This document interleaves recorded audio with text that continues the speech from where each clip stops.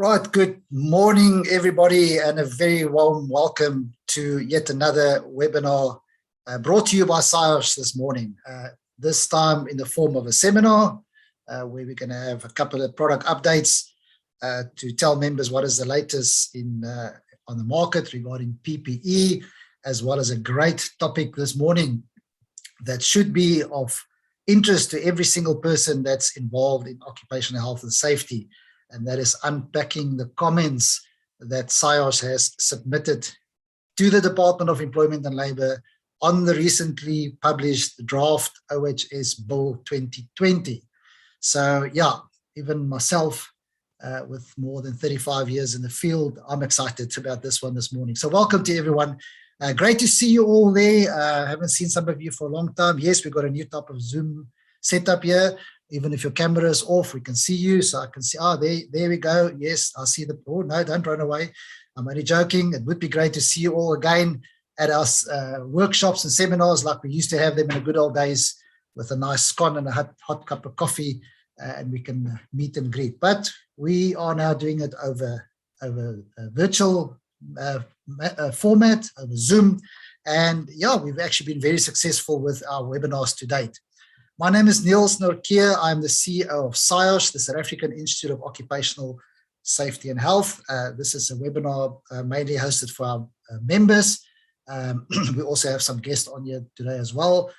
Just as a matter of interest, Saiosh, for those who don't know, is a SAQA recognized professional body in terms of the NQF Act. And our recognition is for occupational health and safety. Incidentally, the only recognized professional safety body for health and safety in general, not for a specific sector. We currently have 3 professional designations that are registered on the NQF, namely technical member, graduate member, chartered member.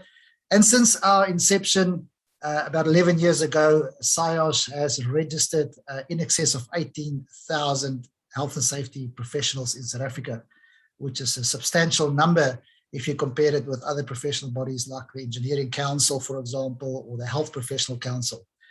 Interesting to note, for those that saw the notice, the Gazette, we are very proud of this. Recently, our chartered member category has been enacted by the Minister of Justice as a Commissioner of Oath. So there we go. So there is recognition for our highest level of membership, chartered member. You are now automatically a Commissioner of Oath enacted in law, similar to, for example, we commonly know the Chartered Accountants, which is normally also automatically your Commissioner of Oath. We've had some very positive feedback on that, especially for our members that are chartered members and forever have to battle to get hold of a Commissioner of Oath to verify and certify documents, especially appointment forms, registers, etc., etc. Right, if we have a look at the program today, I think that's the first slide that we can have a look at. What do we have on the program today? Very exciting program. First of all, as I indicated, we're going to have some product updates. The first one that will be out this morning is from UVEX. We have the head of marketing for UVEX, Edward Kawamba. The topic that he's going to cover for UVEX is quite an interesting topic. Value follows innovation. Typical UVEX German topic. You can see that one. So I'm looking forward to that one. Then after that, we will have Dromex. Dromex will be presented, will be Ryan Dugmore, not unfamiliar face to Saiosh of these webinars. He's the PPE product specialist at Dromex, and his topic is going to be PPE evolution, safety, anytime, anywhere. That's typically Dromex. We're looking forward to that one. And then we're going to have the main topic that I'll talk about a little bit further. Right, with regards to our sponsors, we are so blessed as Saiosh to have big names that is our marketing partners. And I would like to start off by thanking FEM. FEM is the Federated Employers Mutual Assurance Company. And for those, and I'm sure that you guys all know, that FEM is the compensation insurer for the construction industry under license from the Commissioner. I think they have some 4,000 plus employers that they cover approximately 400,000 employees in the construction industry. So if you are in the construction industry and you still have your compensation fund or your compensation for your workers with the compensation commissioner, you are entitled to have it with FEM, and please follow up with them because it's a professional organization that handles your claim straight away.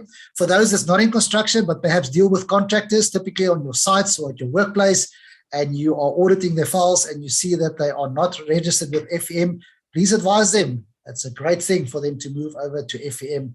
It's still under the same act, the Compensation Act or the COIDA Act. It's just administrated by FEM. FEM provides Saiosh with an annual grant, we call it a grant and aid, to assist us with promoting occupational health and safety nationally to our thousands of members.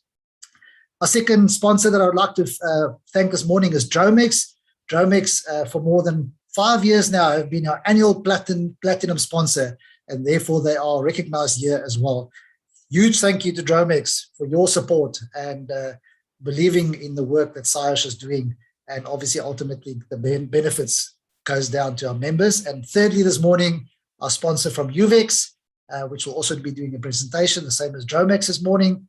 UVEX has also for more than 5 years been our annual gold sponsor to assist us with our conference and other work that we are doing, like hosting these webinars. So thank you to our sponsors, really appreciate it. Just a little bit on the main topic. If I can, I'll be touching on it again. I don't expect you to read that. But the main topic this morning is basically going to be not talking about the bill, not unpacking the OHS bill. That has been done on a webinar by the Chief Inspector. If you haven't seen it, I think it's got nearly 2,000 views already on our YouTube channel, where the Chief Inspector came and told us what the department is intending with the changes in the Occupational Health and Safety Act in the form of the bill. We had that session, it's available. It was then open for comments, and Saiosh formed the technical committee. I'll tell you a bit more about the technical committee when we start the main topic in the presentation. And we ultimately, I think we had 9 sessions, meetings, approximately three and a half hours per meeting, with 7 specialists on the meeting. And ultimately we found the comments that we believe on behalf of our members to submit. We also opened a technical forum for our members and asked for them to submit comments. And thank you to those who made the effort to submit the comments. The technical committee did look at those comments. And as we go through those comments this morning, you'll most probably recognize the comments that you proposed that Saiosh put in collectively. I must just stress that obviously Saiosh is a leading role player when it comes to submitting comments, but obviously other stakeholders also submitted comments. Other role players, for example, the Master Builders Association, SAFSEC, there's various employers organizations, various employee or bodies organizations.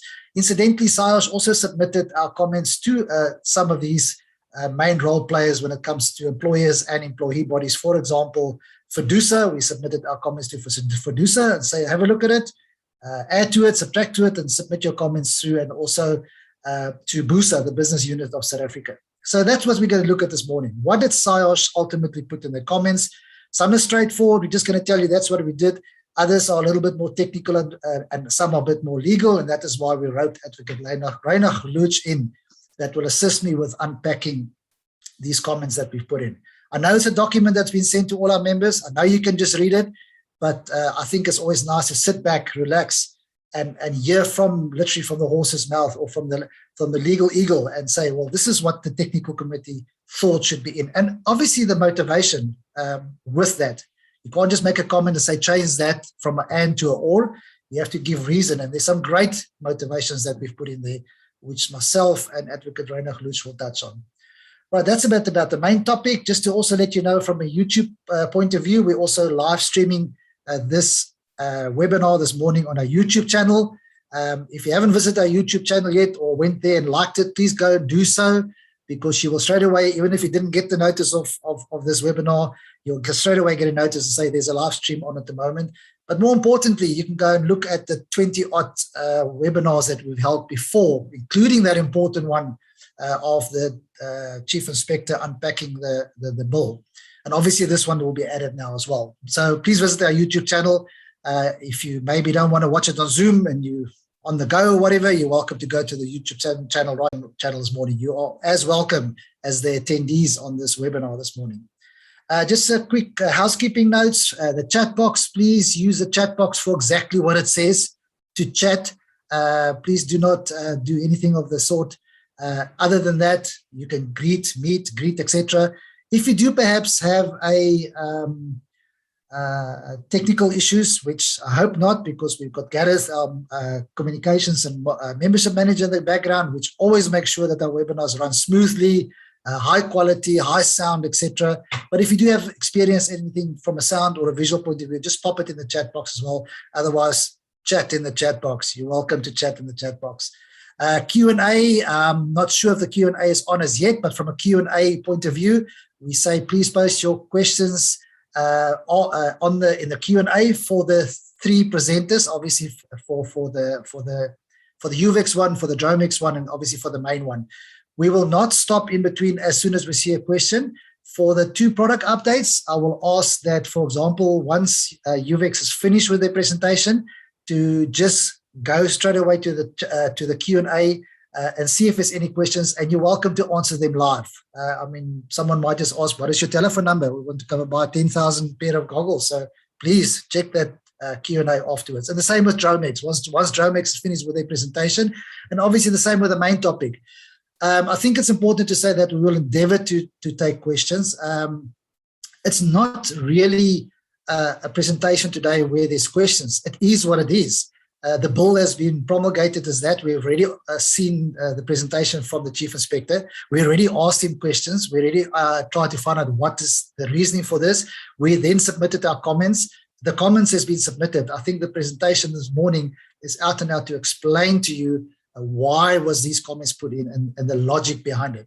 But be that as it may, if you've got a question, put it in there. We'll see if we can get to it afterwards.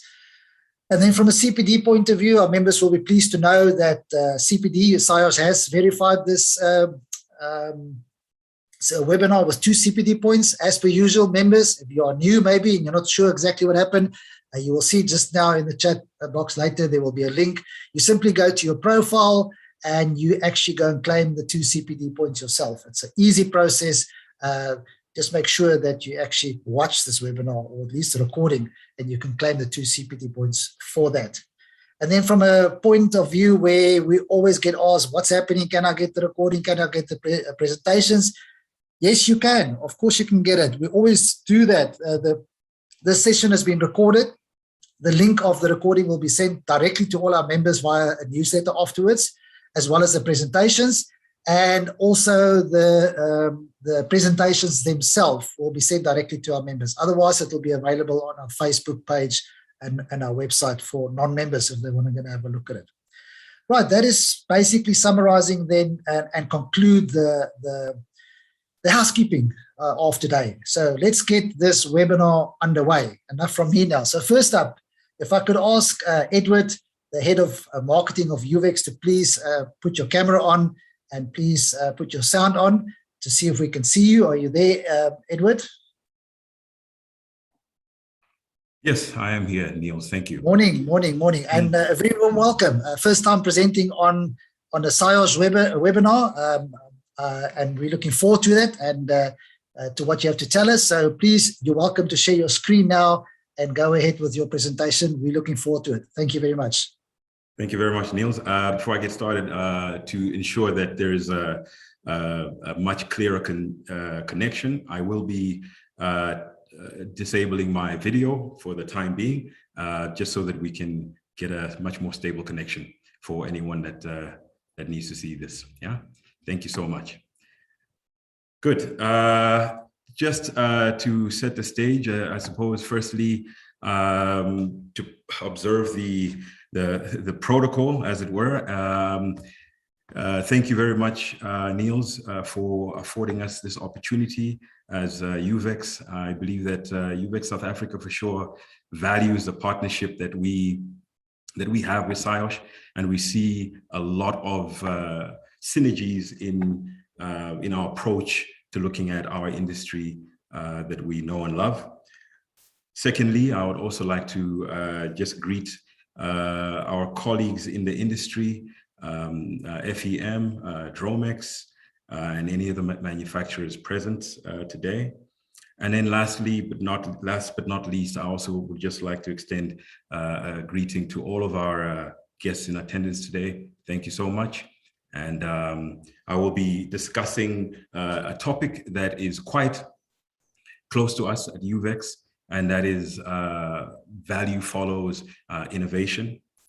And following that, we'll unpack what that means to us in the UVEX context.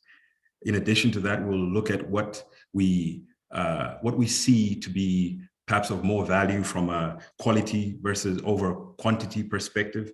And then lastly, I'll also touch on some new developments within the world of UVEX. So without further ado, I will start the presentation. Evolution. Nature has been perfecting every aspect of the human body for millions of years. This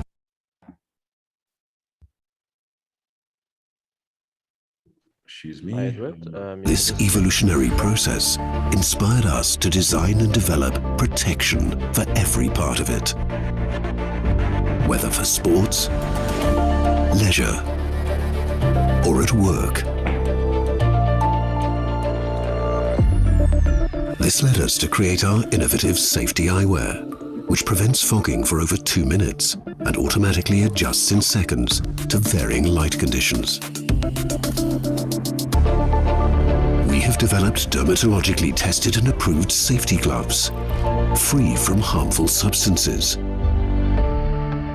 which fit like a second skin and have a natural touch. Our new exhalation valve reduces breathing resistance by 30%, improving air supply and reducing inside heat buildup. The ergonomic and anatomic design of our safety footwear delivers 100% more shock absorption than is required by standard. Our hearing protection is designed to fit the natural shape of the ear canal, providing optimum comfort and performance. Because evolution is our mission every day, and revolution is our goal.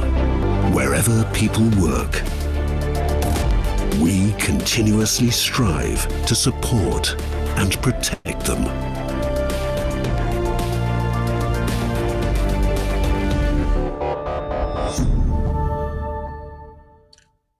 All right, thank you very much. Just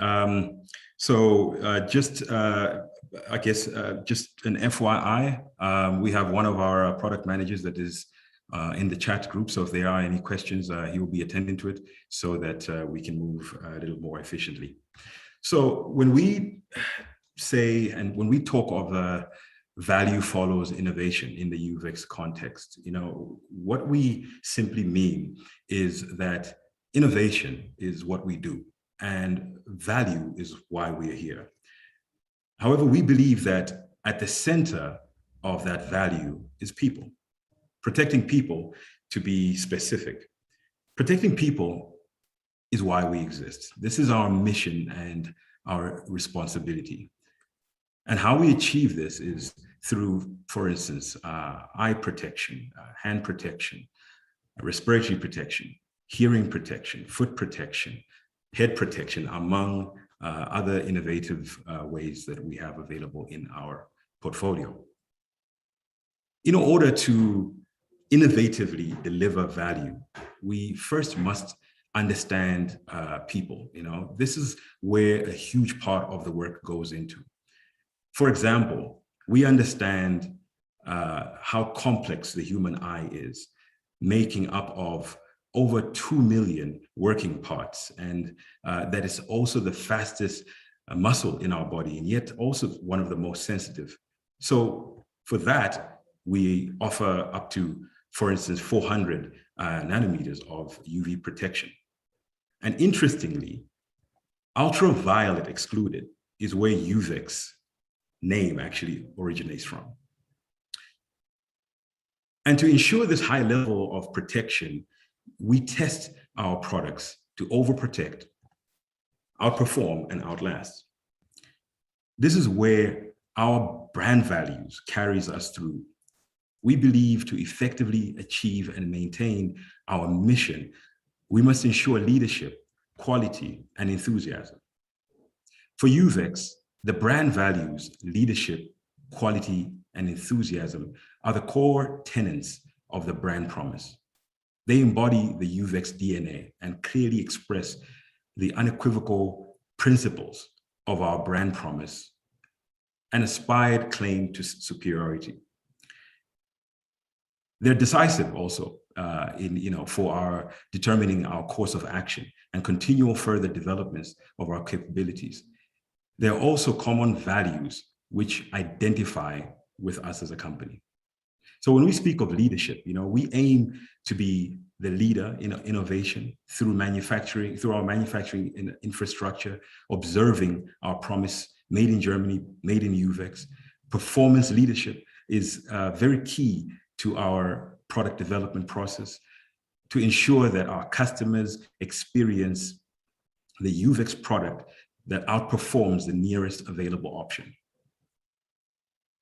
When we talk about quality, we essentially, talking about our 95 years of manufacturing expertise and our sustainability position in protecting our environment by innovative solutions that are free from harmful substances. Now, enthusiasm is our ability to set our own standards of safety test measures, obviously over and above our compliance to our EN and local standards as well. You will find in some cases that some of our products are benchmarked above the required EN standards in most of all of our categories that we offer. Which then really ultimately speaks to our ambitions to focus on quality over quantity. Ultimately, that's what it's all about with UVEX. With over 95 years of global innovative awards, this has been proven to be true and working for us, and we aim to stick with that approach. Over the years, we've been privileged to receive innovation awards globally in every product category that UVEX offers from head to toe. When we say value follows innovation, it's important to understand that innovation is also about growth, which leads me to my next point. Our innovation has provided us global consistent growth, and one of those is our world-class partnership with Hexarmor, a global leader in specialized hand protection based in the United States of America. Hexarmor is now a part of UVEX Safety Group and available in UVEX South Africa.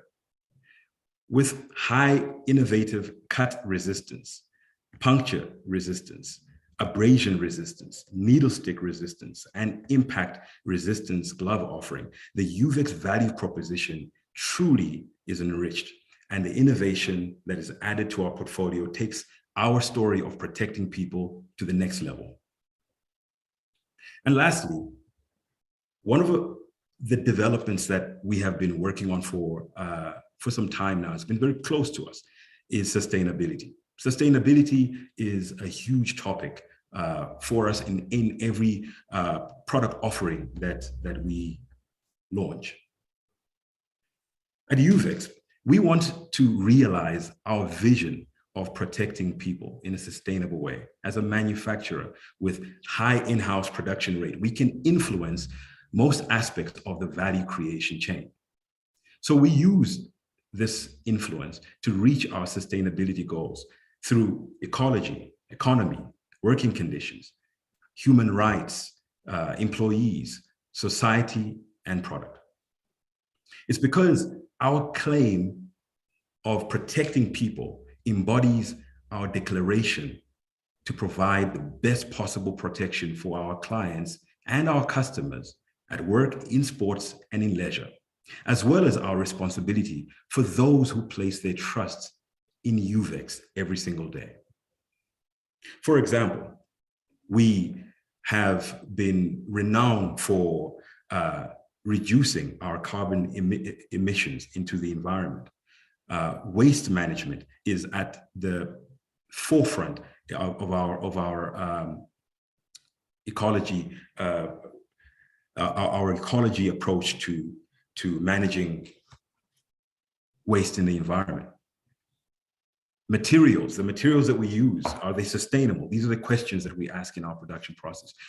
The water crisis globally, this is a part that we play by ensuring that we reduce the unnecessary waste of water in our production process, as well as energy conservation. What this essentially ties into is around value and innovation, and that connection, that value follows innovation. But again, we have to protect people in order for us to provide the right value and innovate solutions that make sense. And protecting people is not just about protecting people at work, but it's also about protecting people while they're at leisure, in sports, and most importantly, protecting our planet. Thank you very much.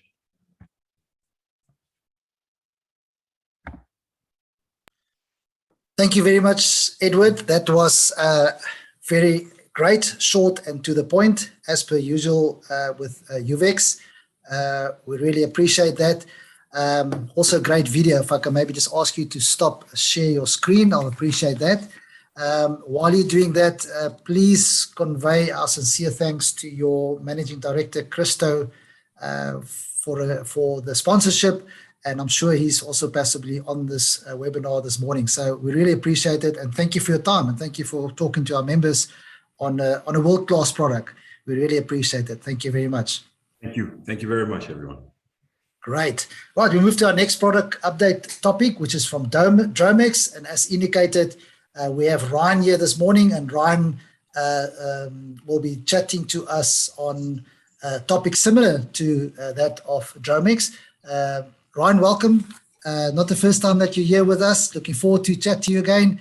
I see your hair is still as neat as always, pointing upwards. And thank you very much for joining us. And please, over to you with your presentation. We look forward to it. Thank you. Thank you, Niels. I appreciate it as always. And I think it's just important at the outset, I want to thank you all for your virtual attendance today on behalf of the Dromex team. We know and appreciate that your time and your attention are probably some of your most valuable assets. So we're certain that the high standards of information and knowledge that Niels and his team continue to create for these Saiosh events will be valuable to you all throughout your respective fields of occupational health and safety. So let me just get this presentation going. So at the outset, we'll start with our mission, as we always do. And this is the belief that really drives everything that we do at Dromex. For all the people that work in harm's way, we ensure that they receive the best quality PPE available. Gareth, here's just a quick updated video that we wanted to show you. It's just providing some updates and insights into the recent work we've been doing to maintain our vision and responsibility. I think there's a size issue, so I think Gareth is going to play it. There we go.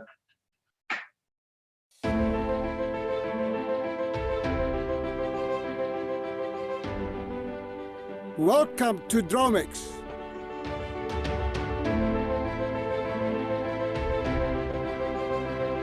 We imagine a world where every worker is safe all the time. A world where confidence and comfort go hand in hand with protection. At Dromex, we're making this dream a reality. Dromex is Southern Africa's leading supplier of personal protective equipment. From hard-wearing workwear to specialized gear for hazardous environments, with over 350 different PPE products ready for every situation. We bring international quality standards to local needs, the best of both worlds, and take time to understand our clients, providing tailor-made PPE solutions to suit specific industries, so you never have to compromise. Our experts provide on-site safety evaluations and training, and we have advanced training facilities around the country. Our 45,000 square meter warehouse has a vast range of ready-to-wear PPE, with an excess of 120 million PPE items and 1 million workwear garments in stock at any given moment. We're ready to ship both in quantity and quality worldwide, helping you avoid unnecessary downtime. We are constantly developing innovative solutions to meet the ever-changing needs of our clients. Dromex Global is our state-of-the-art manufacturing facility and is the first of its kind in Africa, producing up to 400,000 garments per month, while providing employment for almost 1,000 members of the local community. Our commitment to local job creation brings opportunities and upliftment to the communities in which we operate.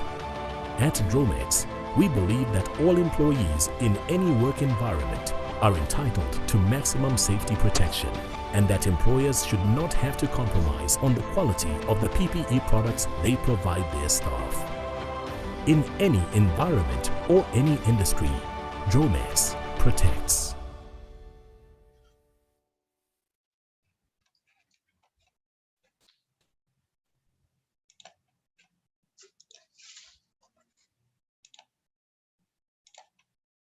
Thanks, Ryan. You can start your presentation. Thank you very much, Gareth. Okay,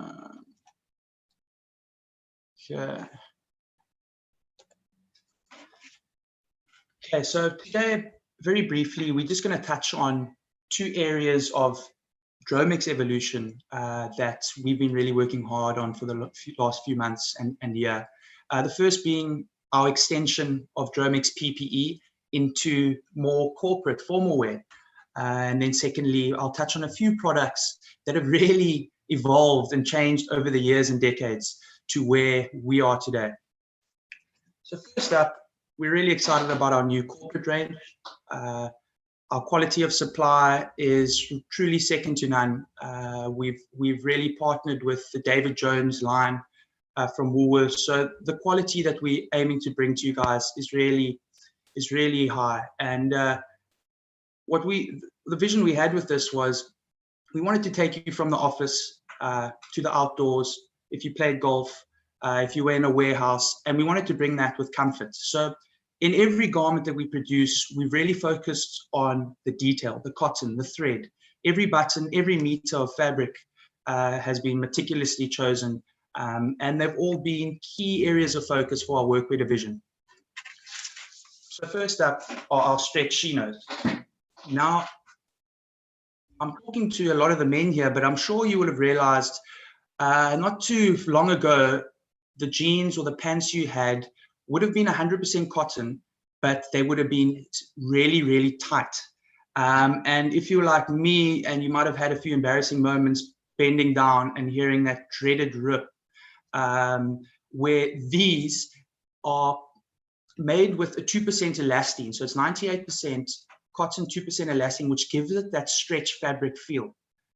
So for example, the stretch cotton fabric has all the positive properties of normal cotton, the breathability, water absorbing function, hypoallergic. But what happens with this type of fabric is it returns to its initial size. So it's not like the jeans that stretch and don't come back. They're actually returned to their initial size every time. So they are perfect from going to work. They're great for after work socky practice or any other form of dancing that you may partake in. You will never have to worry about tearing your pants again.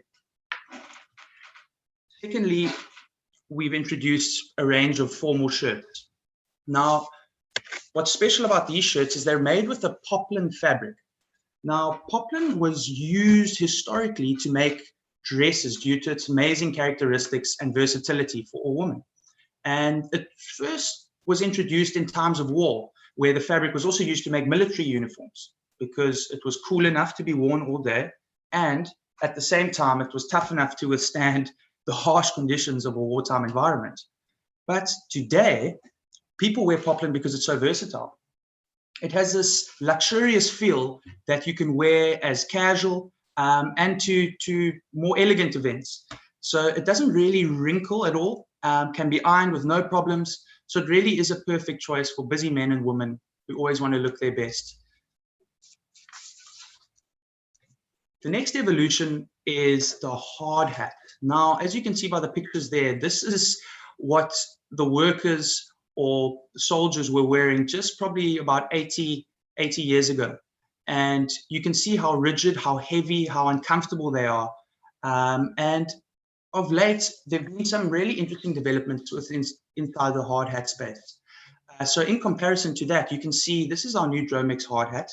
It offers great personalization, and I think that's the key focus as PPE evolves, is that it needs to be personalized. It's not a one-size-fits-all. People's heads are different. They have different hairstyles.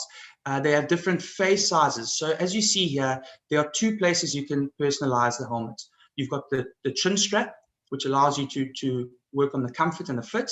And then you've got the 8-point suspension, which you can turn around to make sure it fits your head. And then lastly, which is a great addition, is the air vents along the top of the hard hat, which you can close and open depending on how hot the environment is you're working. As you can see, there's also multiple colors available, and we're really proud of this introduction of this hard hat. But to think a hard hat can evolve even further, I wanted to touch on our Ergos Intake Arc helmet. Now, this looks like something out of a Star Wars movie, and believe you me, it really does perform to some of those futuristic expectations. This is specifically for specialized environments where there is electric hazards, electric arc, where the worker needs to be insulated. It's also got a flop down visor that inserts into the head, and it truly is an all-round hard hat with only the highest global and European standards. Next up, we have the earplugs. Now, I know our colleague from UVEX touched on this before, and he's dead right. Before, earplugs were one size fits all, and often on long shifts, the earplugs the pressure would build up inside the ear. And of course, this would result in workers taking them out and hanging them around their neck, where of course the hearing damage will occur. These are made from a really personalized foam, which then expand once inserted into the ear. So depending on how big your eardrum is, it will make sure that it fits comfortably and perfectly into any user. Because what we found is if the PPE is not comfortable or it can't be tailored to the certain workers' needs, they will not wear it. And we don't blame them. It's suitable for all industries where noise damage can result. It's also great if you have a partner who snores very loud at night, or if you're like me, you have a neighbor's dog who won't shut up. So I've been using them the last few nights, and I must say to great effect. The Thor electrician gloves. Now, when I first got this from our marketing department, I thought perhaps they'd been watching a few too many superhero movies, but this glove is incredibly specialized. The testing processes it has to go to get approved are extremely strict and lengthy, but we're really proud that we've managed to get these through the tests with flying colors and to introduce it to the market, to the electrical industry markets in South Africa. It's available in classes 0, 1, 2, and 3. Really, these gloves are incredibly competitive in terms of pricing and quality, which each one has a unique number that has been electrically tested on a computer-controlled test bench. So this is something where a few years ago, or a few decades ago, any rubber glove was considered suitable for an electrician. And that's definitely not the case when you're working on the higher kVs and the higher voltages. We've also just recently launched a new 6535 garment. And what's special about this is that it conforms to the SANS 434 spec. Now, what a lot of you might have noticed is in a lot of tenders, in a lot of required specifications, they may mention SANS 434. And all that refers to is the cut and the length of fabric that the garment needs to be made to. So we wanted to bring out a polycotton garment, affordable, breathable, but fully triple stitched and conforms to the SANS 434 standard. The key difference between SANS 434 and any other garment is the extra length of fabric. So what you'll find is a SANS 434 garment should have approximately 3.1 meters of fabric.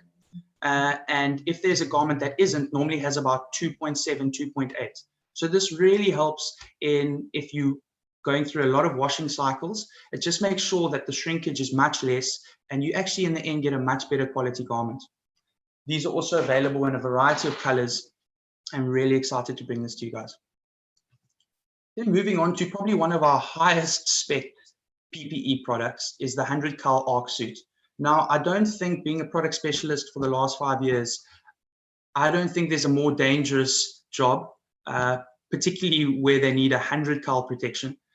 Just to give you an example, when an arc flash occurs, which is when someone's working on electrical circuitry, switching, working in substations, if an arc flash occurs, the heat that it submits is the heat of the sun, which is close to 20,000 degrees centigrade.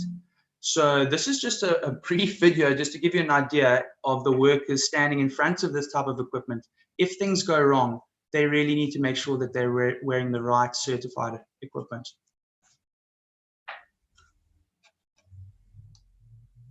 That is a dummy, but this was a test just to show what would happen. Now that is an explosion of epic proportions, and hence why you need arc protective wear if you're working in these type of highly specialized industries and environments.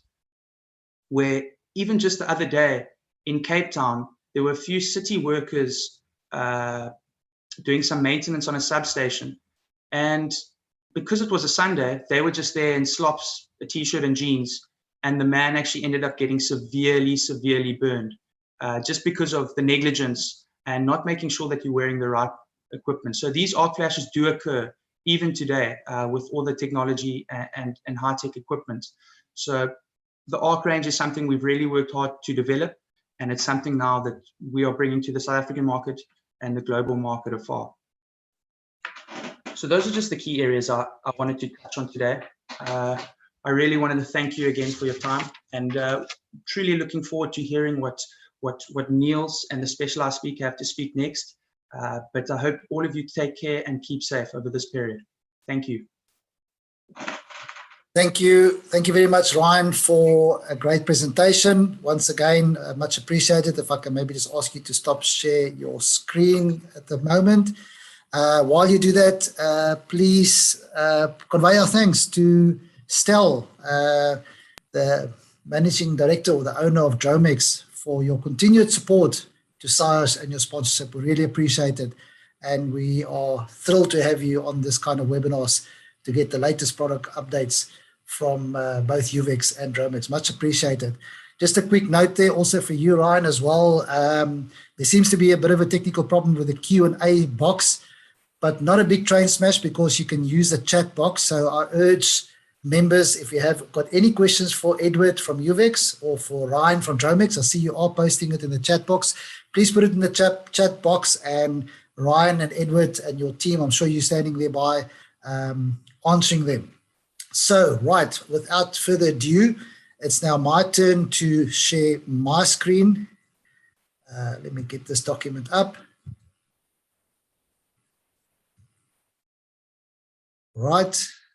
Gareth, how's that? Can you see it? That's perfect. Thank you. Thank you, Niels. Right. Just before we start then with the main presentation, the main topic, I must just give you this general warning. And this is a warning that the presentation you're about to see is not fireworks. It's not sparks. It's not videos. It's not video clips. So in a way, it's a bit boring, but we will compensate for the boredom by having a real specialist as my co-presenter, which is Advocate Reinhard Lutz. Most of you will know Advocate Reinhard Lutz as Saiosh's in-house OHS legal advisor. He is the moderator of a very popular OHS legal advice forum, which I think at this stage got something like over 3,000 posts on it already, where members that have not used it yet, for your notice, where as a member you can sign in, go to the OHS legal advice forum and post your OHS legal related query. And guess who answers it? 24/7, 365, 7 days a week. Advocate Reinhard Lutz is on standby to the best of his ability to give you his opinion from his 40-odd plus years in occupational health and safety. So I'm going to just ask Reinhard, you see his pictures on there already. Reinhard, thank you for agreeing to co-present this morning. As I indicated, it's a bit of a boring thing.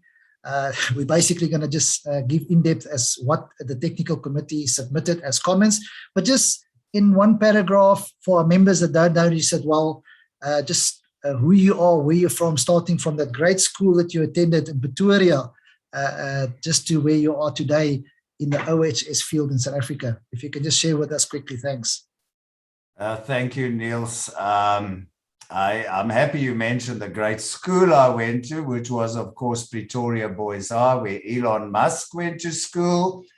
And another colleague of mine, you may all know Lord Peter Hain. We were in the same class together, the UK Lord. Post Pretoria Boys High School, went to Pretoria University. In those days, they didn't accommodate English, so ek ken my wet in Afrikaans. And then I did a gap year. I spent a long time touring in Europe, and then I joined the Department of Justice as a routine prosecutor in the regional court, which was your murder, rapes, and robberies. Terrible environment. And fortunately was invited to the specialized courts. We had a tax court, and the other court being what was called originally the mining court. And it was based in Johannesburg, 6 specialized prosecutors, and we had jurisdiction for the entire former Transvaal. And despite the name, we prosecuted employers and users of plant or machinery in terms of the 1941 Factories, Machinery and Building Works Act and the Mine Health and, I can't even remember it, the Mines and Works Act, sorry about that, haven't thought about it for years, 1957. And while I was still a prosecutor, we evolved into the Machinery and Occupational Safety Act, the MOS Act, which many of you will know. It's pretty similar to the current Occupational Health and Safety Act of 1993. And then in 1987, I decided the civil service is not for me, and I formed Class Luch Associates, and we're still running. And I'm honored to be part of Saiosh as well, and the legal, as a moderator of the Legal Advice Forum, and of course to participate today in our discussions on the comments to the OHS Amendment Bill 220, as it's called. Thanks, Reinhard. Yes, great CV, and we are honored as Saiosh to have you on board. I know you for many, many years. And when I contacted you a couple of years ago to say, Reinhard, could you please be the moderator of our OHS Legal Advice Forum, and agreed, I was ecstatic. I know we don't pay you enough, but we will work on that. The members appreciate you, and they appreciate your feedback and your experience, especially if you answer the queries and you relate to case studies. I mean, it makes it so much more valuable when we get your feedback. Thank you very much. Goodbye. Right, just before we... Thanks. Just before we go through this comments then, I just would like to give you read out a short list of the historic pieces of legislation that we had in the country, and the dates of these pieces of legislation right up to the point where we are now with an amended bill, which is effectively a draft to try to make amendments to the current Occupational Health and Safety Act. So obviously, this does not include the mine-related safety legislation. It doesn't relate to the rail safety legislation or maritime, etc. It's purely the acts that followed up until we got the Occupational Health and Safety Act. So first up, we had the Factories Act, Act 28 of 1918. That was in place until 1941, when it was replaced with the Factories, Machineries and Building Works Act of 1941. Then many, many years later, it was replaced by what Reinhard referred to, which he did prosecutions on the Machinery and Occupational Safety Act, Act 6 of 1983. Exactly 10 years later, we then saw the birth of the Occupational Health and Safety Act, Act 85 of 1993, which is currently the act in place. We've had so many members after we had the webinar with the Chief Inspector Tibozana presenting on the bill to say, right, is this the new law now? No, it's far from the new law. When we end this presentation on the comments, I'll ask Reina to give you a quick rundown as to when and how does a bill or the procedures that still have to happen with the bill, where it must go back to Parliament and et cetera, before it gets published. So we're at this stage now where on the 14th of May 2020, we saw the publication of what is called the Occupational Health and Safety Amendment Bill of 2020. Interesting to note, for those who don't know, the bill was published on the 14th of May, which is the actual official date on the Gazette.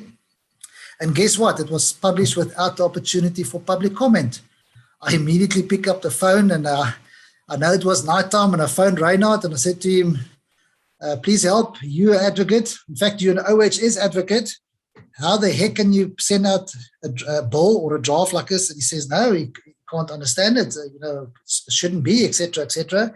So I immediately contacted the Department of Employment and Labour. In fact, I was fortunate enough to get right through to the DG, the Director General, Mr. Tobira Lamati, who at first said that he will investigate, but from his point of view, he thinks that's right. According to him, it's gone through the processes. This is now just to tell the public what is going to be published. I could do nothing other than raise my eyebrows and thought, well, in that case, we'll have to seek legal advice and assistance, because surely there must be comments allowed or permitted from the public. And exactly a week later, on the 21st, we saw a Gazette published that the Minister of the Department of Employment and Labour then obviously rectified that by saying, please, we want comments, and there was a closing date. And that is when Saiosh formed this technical committee to review the bill and to put comments together. As mentioned, we also immediately opened a technical forum on our Saiosh website, where we appeal to members and say, it's going to be difficult for you as an individual maybe to submit your comments. It's better if it comes through a stakeholder, either through your employer or your employer's organizations, or through your union representatives, through their union organizations, or through a platform like Saiosh, where we represent ultimately more than 18,000 health and safety practitioners, which we did, and we started receiving comments, and we started having the technical committee meetings. I just want to mention that we had obviously Advocate Reinhard Lutsch on this technical committee. We had another lawyer on this committee as well. We had occupational hygiene specialist representation on this committee. We had law writing specialists on this committee, persons that actually was employed, that are all members of Saiosh at the moment, that were previously employed with the Department of Labour and were responsible for writing certain regulations. So they know the way the law should be written, and is it shall or must or may or whatever the case will be. We've had a member that was involved with the drafting of the MOS Act, believe it or not, prior to the OSH Act, which was when the MOS Act was in 1983. I think a guy by the name of Mani Mulder was still the chief inspector. Those days, manpower, mannekracht. So we had that kind of specialist on the technical committee, and also normal administrators that were dealing with the documents. And so it was quite a comprehensive committee. We took the Saiosh members' comments and we started working through the documents. So just to show you the first page then, and this is what we're going to work on or from. So you will see that the only way that we could get ourselves around this document properly to see what is new, what is proposed, and what has not changed or what has changed was to develop this 4-column document, which is the document you see here is exactly the same document that was submitted to the Department of Employment and Labour, which incidentally was done before the deadline, and we received acknowledgement in writing from the Chief Inspector that they received our comments. So just to let you know then, so the first column that we created is the complete Occupational Health and Safety Act as it is currently published. And then we said, we look at the bill, the proposed sections that the Department of Employment want to bring in. So as you will see, for example, there was a proposed change. There's nothing, there's nothing, there's nothing. But we still thought it's interesting to continue with this column here with the whole Occupational Health and Safety Act, compare it to where and at what places the Department of Employment and Labour made comments or changes. And then if the Saiosh committee felt there should be a further proposal from our side, we will put it in there. And very important, the advice that we received from the expert that was involved in law writing is that the Department of Employment of Labour will not consider any comments if you just say, take this out or change it to this. There must be a suitable motivation. And that is where we're going to come in today, where we're going to say to you, all receive this document. It was sent to our members. If you haven't got it, please go and search our website. It's on numerous sections on our website. It's under draft legislation comments. We send it out as a newsletter. It was on our Facebook page, but the document is available. If you can't find it, just go to the Saiosh website, and in the top right corner where it says search, just put the OHS bill in and you will find it. So this is the format of the document. It's the only way it made sense. It became a very lengthy document because obviously you can imagine if you quote the OHS Act on the left-hand side right through, it's going to become a long document with big holes in between where nothing happened. Another important thing that I must point out, for example, is you'll see here, for example, in the current act, it talks about biological monitoring, but there was no comment no proposal on the bill. There was no amended changes. That does not mean that biological monitoring has been removed. It just simply means that Labour is happy to keep it as is. Because when you receive the publication or the bill itself, this column wasn't there. It was just this that you saw. So a lot of people said, wow, they've removed biological monitoring. They've removed buildings. They've removed reasonable, practicable, the definition. No, it's not been removed. It is only where the department made changes where you will see this column, and then you will see what we said and the reason why. So I hope it makes sense, because we're going to go fairly quickly through this document on certain sections, and then we're going to get to the juicy stuff like Section 8 changes, Section 16, 31, 32, 37B, which is Reino, that's your food. I mean, that is what you prosecuted on, and that is what you got your experience, and your input is going to be great on that. So I trust it makes sense as how this document worked and why it's got big gaps and stuff like that. So right, let's get going and go through this document. As I indicated, no fireworks, no videos, nothing. We just simply highlighted a couple of things for ourselves. I'll be talking like mad. Reinhard will jump in when it comes to the legal components. So basically, under the Proof Inspection Authority, there was a change proposed by the bill. We basically accept that, and we said, but hang on, when it comes to a Proof Inspection Authority, it should and it must be referred to SANAS. Straightforward, nothing strange, nothing. This is just how it is. We recommend to the department, please include the word SANAS accredited organization, because that is what it is. It's not just an accredited organization. Straightforward, simple, nothing further on that page. You will then see that there has never been a definition for competent person. The bill didn't make a provision for a competent person, but the technical committee felt it is of utmost importance to propose that we have a definition, a general definition in the Act, not in the regulations, in the Act, because Reinhard, if I can use your words, the Act is the regulations is the misdemeanors, as you call them. Is that correct? And the Act is obviously the felonies. Felonies. Yes. Okay. So here we got the definitions in the Act, and there's no definition of competent person. The main reason why the technical committee felt that we need and it took days, let me tell you what, it took days to work out this definition of competent person, is that we are, first of all, fully aware that under certain regulations, there are specific definitions for competence, like the construction regulations, like the biological hazardous agents. We understand that. But there are plenty other places in the Act in general and the regulations where they just talk about a competent person. And everyone is climbing on the bandwagon and say, oh, competent person, I'm going to refer to the construction definition, or I'm going to refer to the biological agents regulations definition, where it talks about certain things like SACPO qualifications that there has to be. Now, if you say a person must be competent to use an iron as a domestic worker, or competent as a person to use a ladder, I mean, that's crazy. So we came up with this definition. You can go and read it yourself, but it is a general definition, and it places responsibility on the employer to determine the competence, which is his or her duty in any case in terms of section 8, etc., and section 16 and so forth. So we came up with this great definition. I call it the great definition, which I will be very sad if the Department of Employment don't include such a definition. Incidentally, I saw this morning a document released by the Department of Employment Labour giving an explanatory note on competent person. That's strange. And when I read it, Reinhard, I don't know if you saw, there's some very nice elements in that document which looks very similar to our definition. Yeah. So be that as it may, if it was copied or not, that gives us an indication that the department is looking at that seriously. So I'm sure a lot of you will be very thrilled if they accept this and put it in. Right. Under employee, Reinhard, we picked up a critical thing here that the word or is not used, and the word and. If you can maybe just in a one sentence say, what is the implication if they define an employee and left that word and took the word or out rather than and?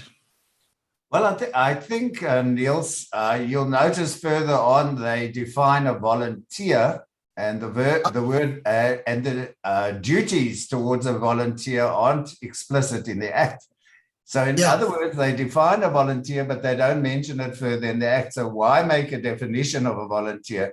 So if you put the word or in and you remove and, the opposite of what the Department of Employment and Labour has done, that will include people who work under your control and directions, but who aren't remunerated in any way. So we just thought that would be the ideal way to include people who volunteer their services free of charge, and there's no remuneration in it. So we're happy with that definition, the existing definition with the word or. I think I can also mention, for example, where you're a crane company and you lease out a crane with an operator who's on your payroll, the client or the lessor, but is acting subject to the control and directions of the rigger of another company. That person would become the employee of the lessee, the client company. So we're happy with that definition. We hope they'll take cognizance of our motivation in that regard. Thanks, Reinhard. Makes absolute sense. Right. We then, under the definition of explosive, very simple, we picked up that there's an outdated code of practice being used. Whoever drafted the regulations didn't pick that up, because the intention of the bill was to actually update it. To update it if there's other legislation and correct references, take out gender issues like he, she, her, etc. And we just bring it to their notice that this is an outdated code of practice, and we provided the department with the correct code of practice. Very simple. Under hazardous substances here, we suggest the inclusion of a definition of hazardous substances, simply to bring it in line with the hazardous chemical agents regulations. So that is why we suggested the inclusion of that definition there. As you can see, there was no further changes proposed by the bill up until incident. We went through it carefully. We have no issues with it, therefore no comments on it. As well as there, we get to listed work. Now, we had a long discussion about listed work. Reinhard can give you a brief overview about listed work that is in the Act since donkey years, but has never been used. So first of all, something that has never been used and maybe intended to be used now, they changed it. We suggested that they change it back as it was. The proposed change is too wide, and it includes all types of work rather than the intended listed work. But just your comment on listed work, Reinhard, we said, it's there, it's always been there, but never applied, never used. Yes, indeed. In actual fact, initially it was called risk work, risikowerk, and then they changed it to listed work. And what the idea was that certain types of work, which have certain special risks, will be gazetted. And then certain other duties will come into play in more interaction with the Health and Safety Committee, etc. But it was never promulgated into law. And I don't think we should really waste our time on the concept of listed work. I'm not optimistic that we'll see it in the near future. It's been for decades in the current Occupational Health and Safety Act and never been enacted. So maybe you're right, Niels. There might be an intention to enact it, but I think it's superfluous anyway. Okay, thank you. We saw in the bill a change under local authority. We're happy with that. It's obviously just updating again the relevant legislation. There was no changes there. The changes made to the minister, and what a minister means, it's straightforward. We didn't make any comments on that either. We saw that they brought in a definition in the bill. As you can see, it wasn't there before in the Act. In the bill, they brought in a definition of occupational health standard. After careful consideration and going through the whole bill and the Act, we say delete this definition, and the clever law writers tell us that you don't have to have a definition in an Act if it's never used in the Act or reference to the Act. So nowhere in the Act is there a reference to an occupational health standard. We then recommend delete it because it just creates confusion. And in any case, the definition already properly covered under the definition of standard, which is available. So that makes sense, hopefully. Right, you will see in this column here, or this row, never existed in the OHS Act, not proposed in the bill. However, Saiosh and the Saiosh Technical Committee feels very strong about this one.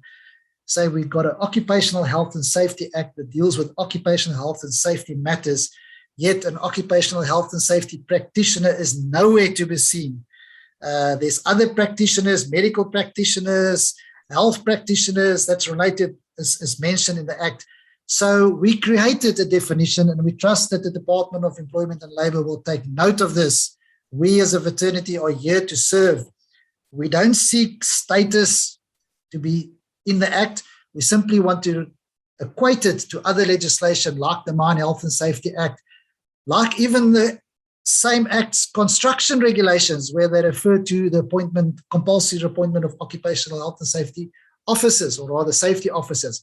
So we came up with a definition which is similar to the definition of an occupational hygienist, and we propose that such as a person that's registered with a SACU recognized professional body who has a knowledge, training, skills, experience, and requirements, qualifications in the field of occupational health and safety to assess, evaluate, and the health and safety hazards that an employee is or may be exposed to. Fairly much an international concocted definition. We believe it should be in there. Now, remember, I just mentioned you can't have a definition in an Act if you don't use it in the Act. So we cleverly found a place where we could use the occupational health and safety practitioner, and that is in our proposed section 7.3, which our little highlight will prompt us to talk about it. So keep that in mind. We propose an occupational health and safety practitioner definition, and we're going to show the Department of Employment and Labour where we propose that it must be used. Right, then we move on to a new definition that the bill brought in, occupational hygienist. So our occupational hygiene experts on the technical committee said this is not an international recognized definition for an occupational hygienist. So this comes from our colleagues on the committee that is occupational hygienist, and they proposed the more acceptable definition of an hygienist, and again, a reference to a SACU recognized professional body as to a body that the chief inspector have to identify. Again, it's just to standardize the definition of occupational hygiene. Straightforward. I can't see that the department can be too objective to this kind of proposed change. There was some proposed changes on the bill on this side. We looked at it carefully under this columns here, or under these definitions, and the technical committee found no issues with that, nor any of these definitions.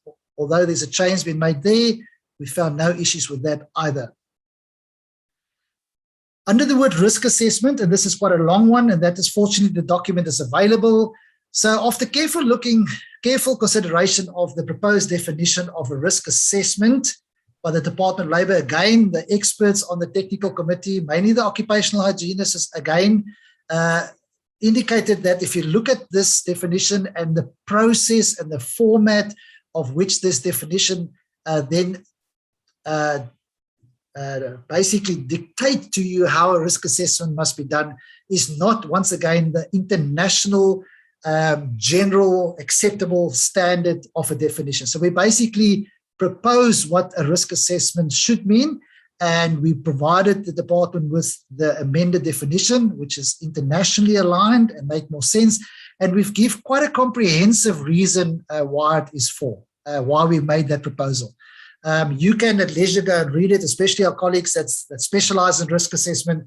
I'm sure you will agree with us, but here is the proper motivation. We don't have time to go into it. If you want to go and read it, please go and read it up. But the format that this definition is at the moment is not acceptable and wasn't acceptable to the technical committee, because it basically prescribes a process which is not internationally accepted, and we provide a definition there. I don't think there's anything else, maybe, Reynard, that you want to add on that one?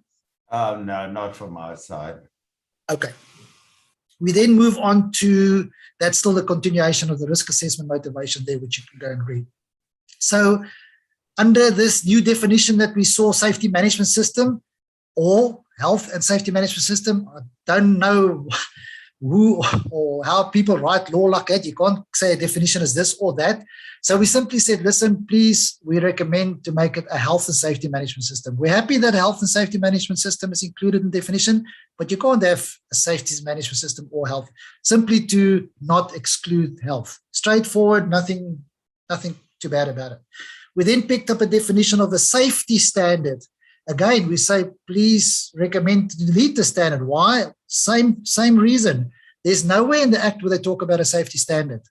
So you don't need a definition for it. Again, there is, however, a definition of a standard which already incorporate either a health and safety standard or safety standard. Straightforward. I will be talking less just now. Don't get too worried that I'm the only one talking, because there's some juicy stuff which only a legal eagle like Reynard will be able to talk to. So these are just the little technical things in the definitions that we've picked up. Under self-employed, this is very interesting. So they provide a definition of a self-employed person. One, I'll bring Reynard in a bit here, and they suddenly say, okay, it will be it's a person that earns an income through conducting a profitable operation.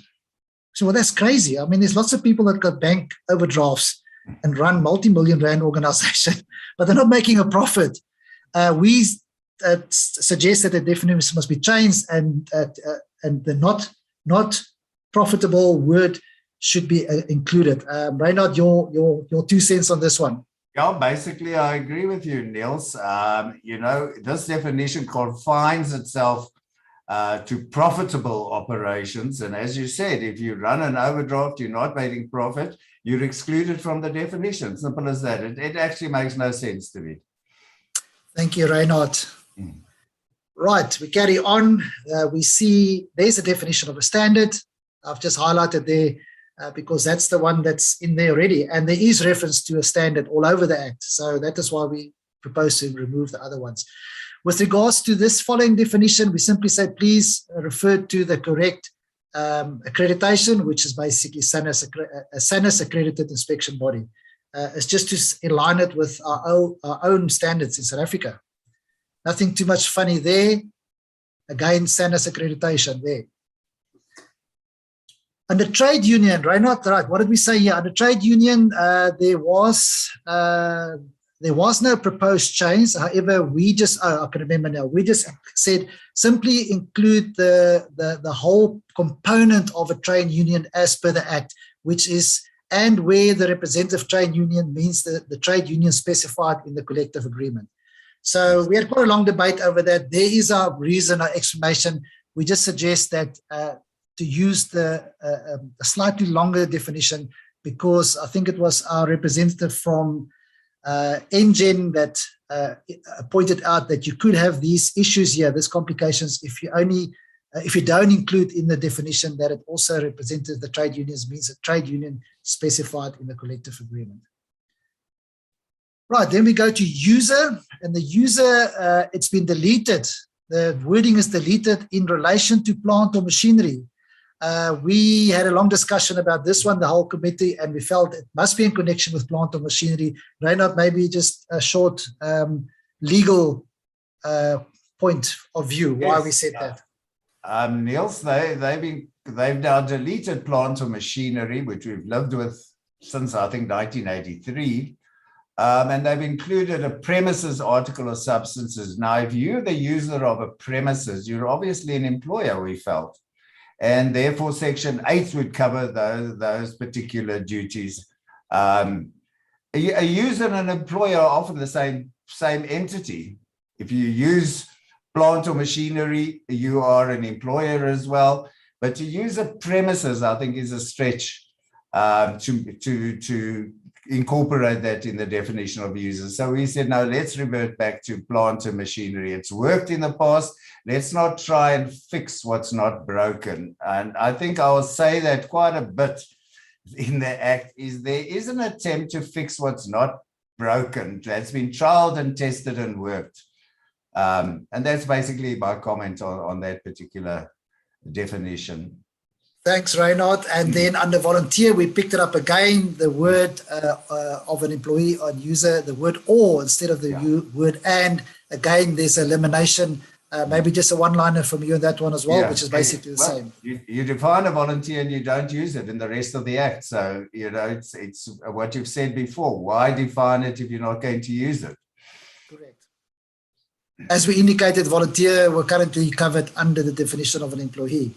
Yeah, the moment you work under the control and directions of somebody without remuneration, free of charge, as a volunteer, we will deem you to be an employee and you have a duty of care to that volunteer, essentially, covered by Section 8.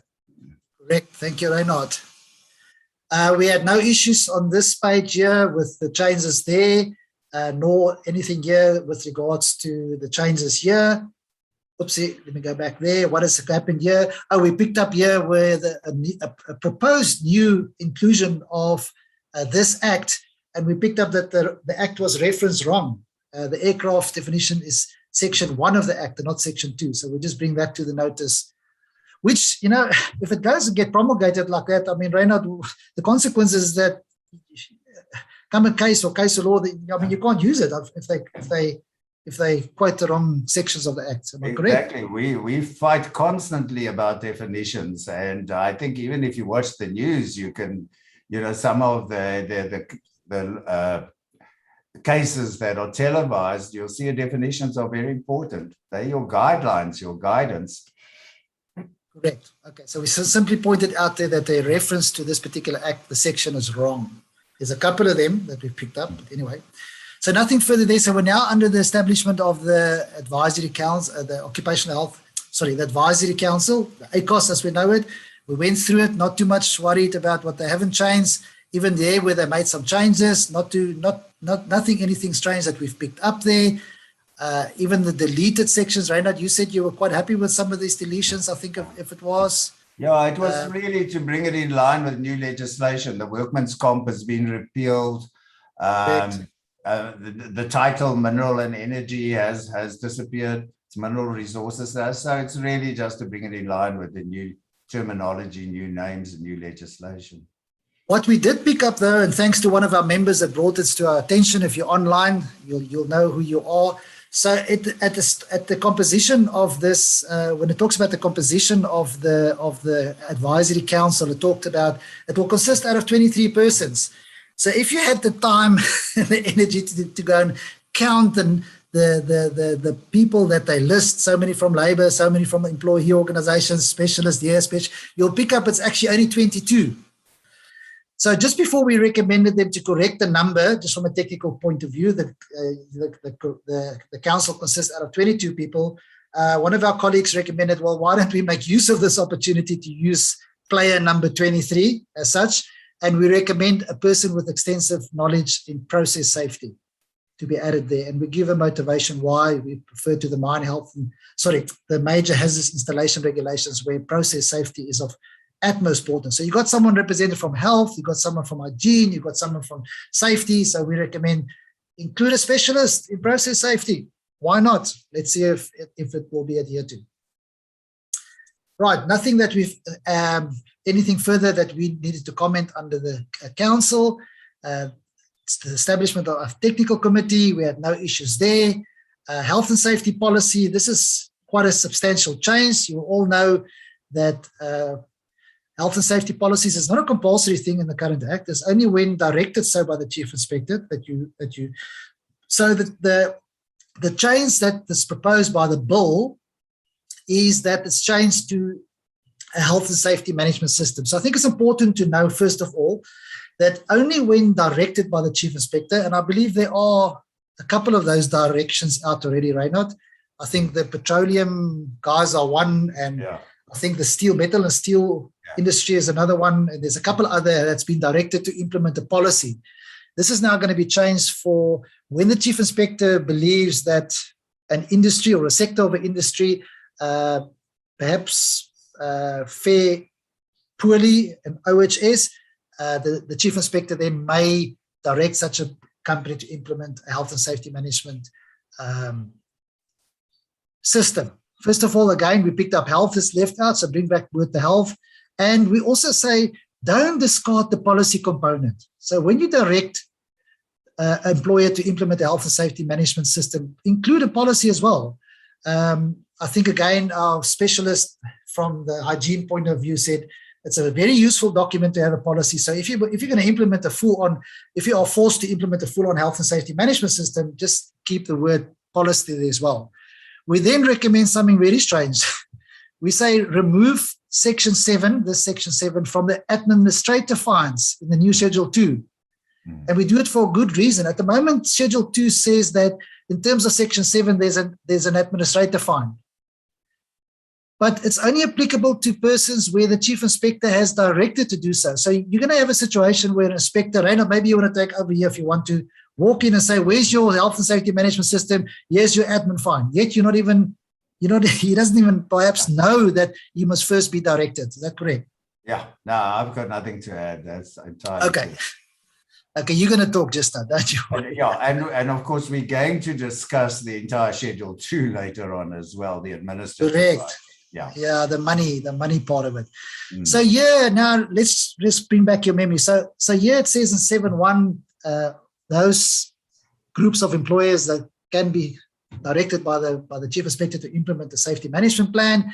It even says here the chief inspector will then, I think, give you some guidance on what the content must be of the plan. Who knows what it's going to be? We all speculate it could be ISO 45001, more than likely will be.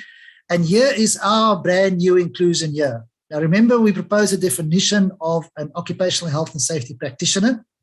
So we now say, let's make use of the opportunity here, and Reinhard will show you another place a bit later under a fancy brand new 16.3 recommendation from the committee, where we can say, so when so directed to by the chief inspector to the employer to develop and implement a health and safety management system, in terms of Section 1, the employer may, we were not that bold to say shall, we said the employer may appoint a full-time or part-time occupational health and safety practitioner. And the reason why we say that, one, we've provided a definition for such a person, and two, this is in line with the Mine Health and Safety Act. Right? Reinhard, you work with the Mine Health and Safety Act. Compulsory appointment of safety officers are there. Yes, indeed. If you've got 300 employees or more at a mine, you must appoint a safety officer. And if you have 350 employees, 2 safety officers and a principal safety officer. And I think as we move along, one of the disappointing things is the failure of this draft bill to give safety practitioners statutory recognition, as you have in the construction regulations, as you have in the Mine Health and Safety Act as well. Right. I think we should address that in this. You know, as you know, Niels, once this is promulgated into law, we'll most probably live with it for a decade or longer. And I think it's a lost opportunity in many respects. You know, having said they want to align this draft bill with the Mine Health and Safety Act, and we'll talk later about the Constitution, the Bill of Rights, I think it's a missed opportunity. Therefore, we brought it in. So, fellow members of... Yeah, sorry, Niels, although we only brought it in under the health and safety management system, I would have preferred it to become, as we will most probably say down the line, a requirement, maybe a shall, maybe a may. Bring in the Saiosh members, give them a statutory appointment, give them functions in a letter of appointment along the lines of the Mine Health and Safety Act and the construction regulations.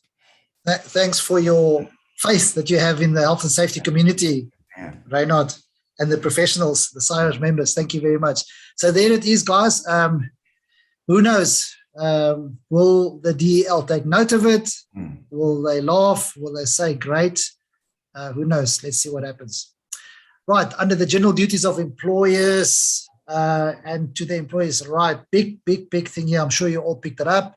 The exclusion, although the definition is still there, the exclusion as far as reasonable, practicable. Now, Reinhard, I know you can give us a 2-day presentation on this, but we recommend bring it back. We strongly recommend bring it back, and we give a lengthy motivation with regards to this, which I'll leave it open there for you to touch on as to the main reasons why we say bring back reasonable, practicable in the duties of the employer.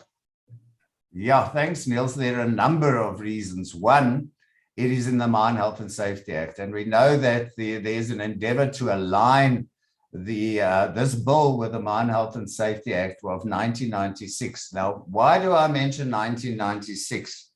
It indicates to you that it's a post-constitutional piece of OHS legislation, although in 1996 we had an interim constitution. So the Mine Health and Safety Act is a product of negotiation at NEDLAC, unions, employers, and state. It wasn't unilaterally imposed upon us. And so we regard it as a prime example of constitutional OHS legislation. And if you look at the duties of a mine to its employees, all those duties are tempered with the reasonability and practicability.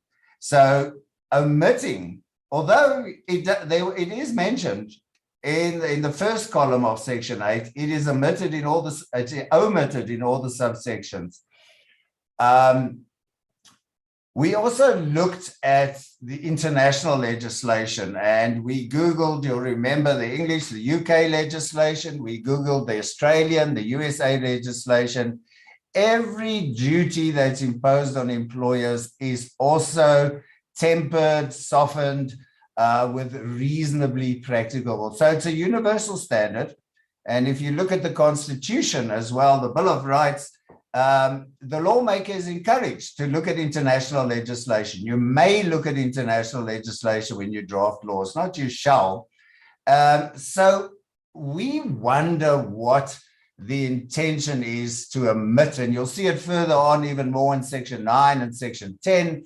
What is the intention when you omit a universally accepted definition or guideline? Even you retain it in the definition, but you omit it in the bill.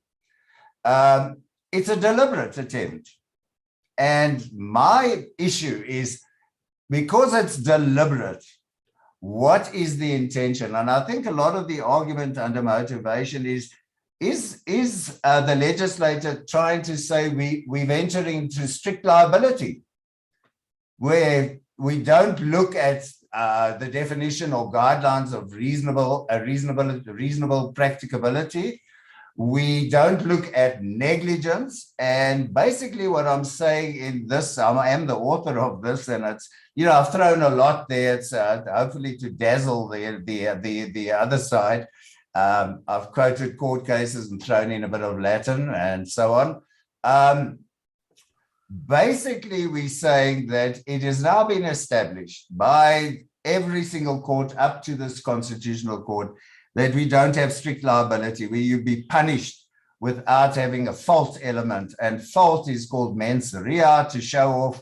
And in the Occupational Health and Safety Act, 99.9% of the offenses are offenses of negligence, where a reasonable employer should have done that. We use this reasonable employer concept. It's an objective criteria.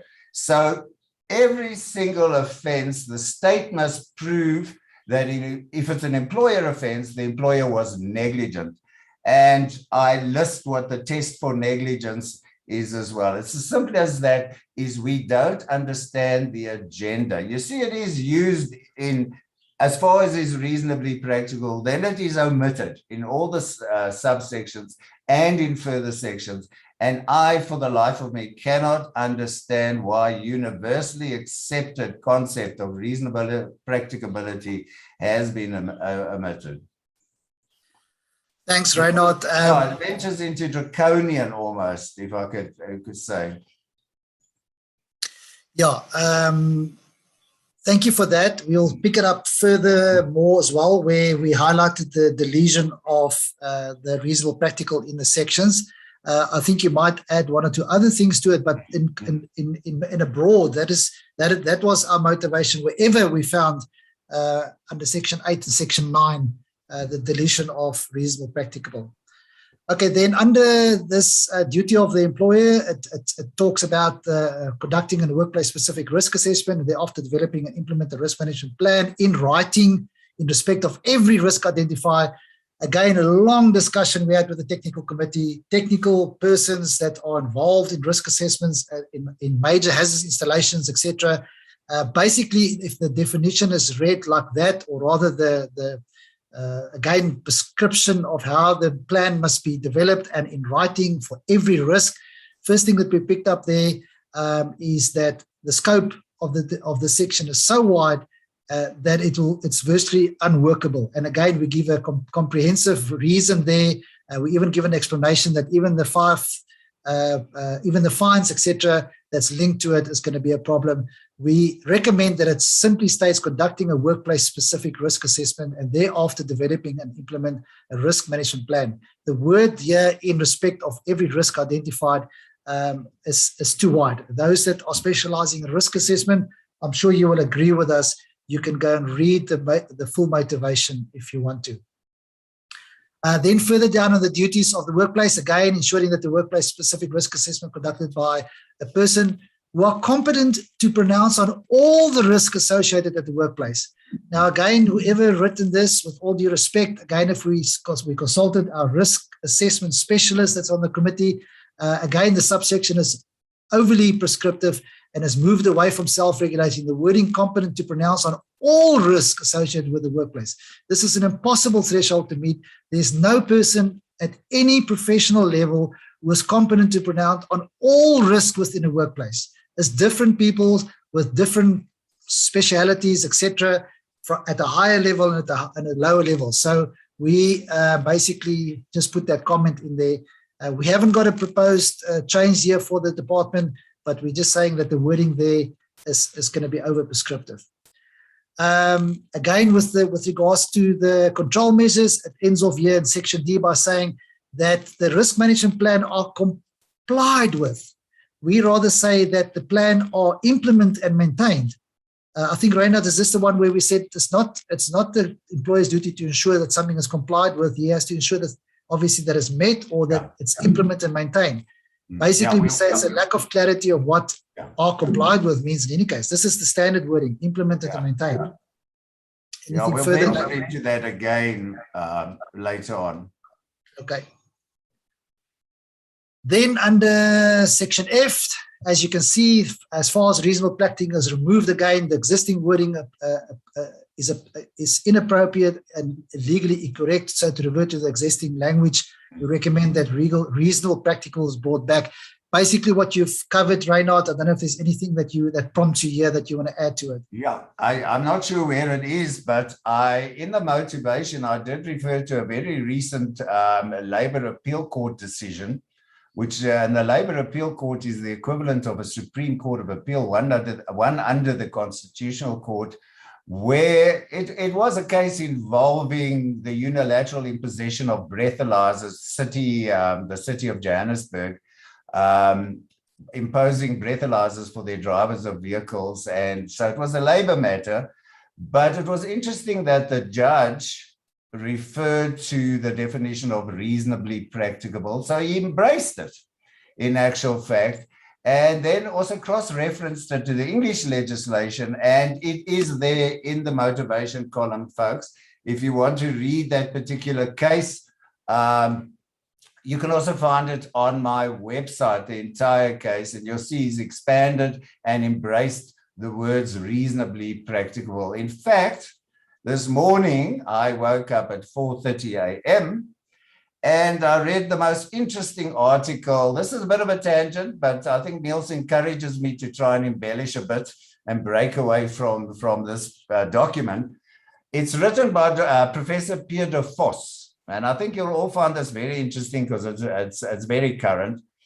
on the decision by or potential decision by the University of Cape Town to introduce mandatory vaccination. And his whole argument in the Daily Maverick is that it is actually constitutional. I'm going to send it to Niels. I think it's worth actually publishing on the Saiosh website. Because you know, no right is absolute in the Constitution. You can limit rights. You know, everyone is arguing about bodily integrity, which is a constitutional right. But you can forcibly take DNA from somebody who's an accused of an offence, and that is a limitation on their particular right to bodily integrity. So where am I going with this particular thing? Oh, that's reasonable, practicable. Reasonably practicable. You know me, I'll go off on a tangent.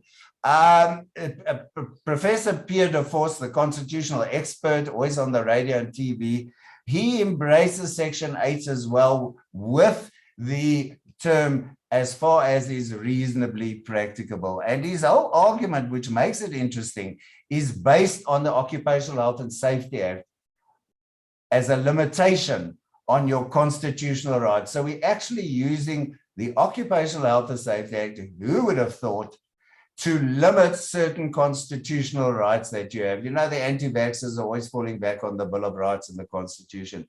And yeah, we're using our own act that we're talking about today, or the bill, to limit that particular right. So I think it's something we must look at as well for the Saiosh website. Very interesting article. Thanks, Reinhard. Still under the duties of the employer. We've just picked up here ensuring communication. This is now communication of the relevant components of the risk assessment and plan is conveyed to every employee. It might not sound that bad, but you look at a multi-corporation, massive organization, and you take your overarching big risk assessment and you convey to every employee. We say stick to the relevant employees. The provision should be limited to relevant and not all employees. I mean, we don't have to talk anything more about it. We don't say take the concept away. All we're saying is the wording is incorrect. Not every single employee, because there's people working in the admin section where there's risk identified outside in the plant on chemicals or something. So why would you convey that to every single employee? This is just something we picked up, okay? Now we're getting to the normal general duties of self-employed persons other than your own employee. And again, as far as reasonable practicable left out, again, we say it is retained in Section 8, in certain sections of Section 8, but excluded in Section 9. And it's used virtually in it's used in developed countries, as Reinhard said, OHS legislation, including the UK legislation. Again, Reinhard, you've given the spiel there. I could say the same as above. Again, as we move on, is anything that prompts you to add to that? I couldn't remember the name of the court case where they expanded on the definition or the guidance of reasonably practicability. It's Pick It Up Limited versus the South African Municipal Workers Union on behalf of members, etc. It's on my website if somebody wants to read that particular case. There it is there as well. And there it is there. Actually, there is the part that's relevant as well. To the case, yeah. Thanks, Reinhard. And I must just indicate that from a technical committee point of view, this is all Reinhard's work. So we thanked him for that inclusions, because again, as I indicated, by just saying bring it back and don't give a proper motivation with examples, you basically got no hope in hell for it even to be considered. There's the rest of the case there. Still under Section 9. Again, B, it is deleted again as far as reasonable practicable. Basically, we're saying the same reason as for Section 9.1 with that court case as the example. Right, another one that's up Reinhard's alley, Section 10, which I think use quite a lot, Reinhard, or used to use quite a lot. The manufacturers and others regarding certain regarding articles and substances. Again, as far as reasonable is pulled out here, you might have a different stance on that one, but again, we recommend Labour might get a bit annoyed with us, but for good reasons. We say that when it comes to Section 10, as far as reasonable practical, and I think your reference here is the Mine Health and Safety Act, Reinhard? Yes, indeed. It's virtually the same in the Mine Health and Safety Act, but it does use the term as far as is reasonably practicable. And we have been told that they want to align the bill with the more constitutionally palatable Mine Health and Safety Act. So we're at a loss as to why, as far as is reasonably practicable, has been omitted. It's in the Mine Health and Safety Act. It's never been challenged in the Mine Health and Safety Act. There we are. We actually quote the section section 21. Yeah. And there, the UK legislation as well. They also have, okay, that's also reasonably practicable. Then we'll move on to 10.4 as well. Okay, so 10.4, for whatever reason, any person who imports, so manufacturers are left out, yet the heading talks about the heading hasn't been changed, duties of manufacturers and others. Yet, if you look at the proposed new section 3B, manufacturers is left out. We recommend that any person who manufactures and imports, and we also say the new reference should be hazardous chemical agents and not substances, because that is in line with the hazardous chemical agents regulations. Again, Reinhard, your one maybe just to comment on briefly. Removal of manufacturers. Yeah, no, I think it's an omission, as simple as that. Yeah. The title is General Duties of Manufacturers, yet when they go into the substance, they omit the word manufacturers. I think your dog either agree or disagree there with you. Yeah, no. I've disconnected my intercoms and everything to avoid these people who come and say, "Het jy nie 'n stukkie wit brood vir my nie?" En I say, "Nee, ek het net natkoek, jy weet." So yeah. Okay, let's move on. Under the same section, we actually recommend the inclusion of this under item C, ensure that the substance is classified. So they talk about substances, and I think it was Garth Hunter on our technical committee that basically said, listen guys, we are now talking about the UN standards, the GHS standards, so we should actually use that. So we recommend that they bring that in as a substance to understand what it's all about. Basically just to align it also with the regulations of hazardous chemical agents. What did we pick up here? 10.4. There we go, right now. 10.4. It is noticed that section 10.4 is still referred to in section 22, but yeah, you'll see later on when we get to section 22, they make reference to section 10.4, but they've omitted it in section 10.4, in section 10. Now, section 10.4.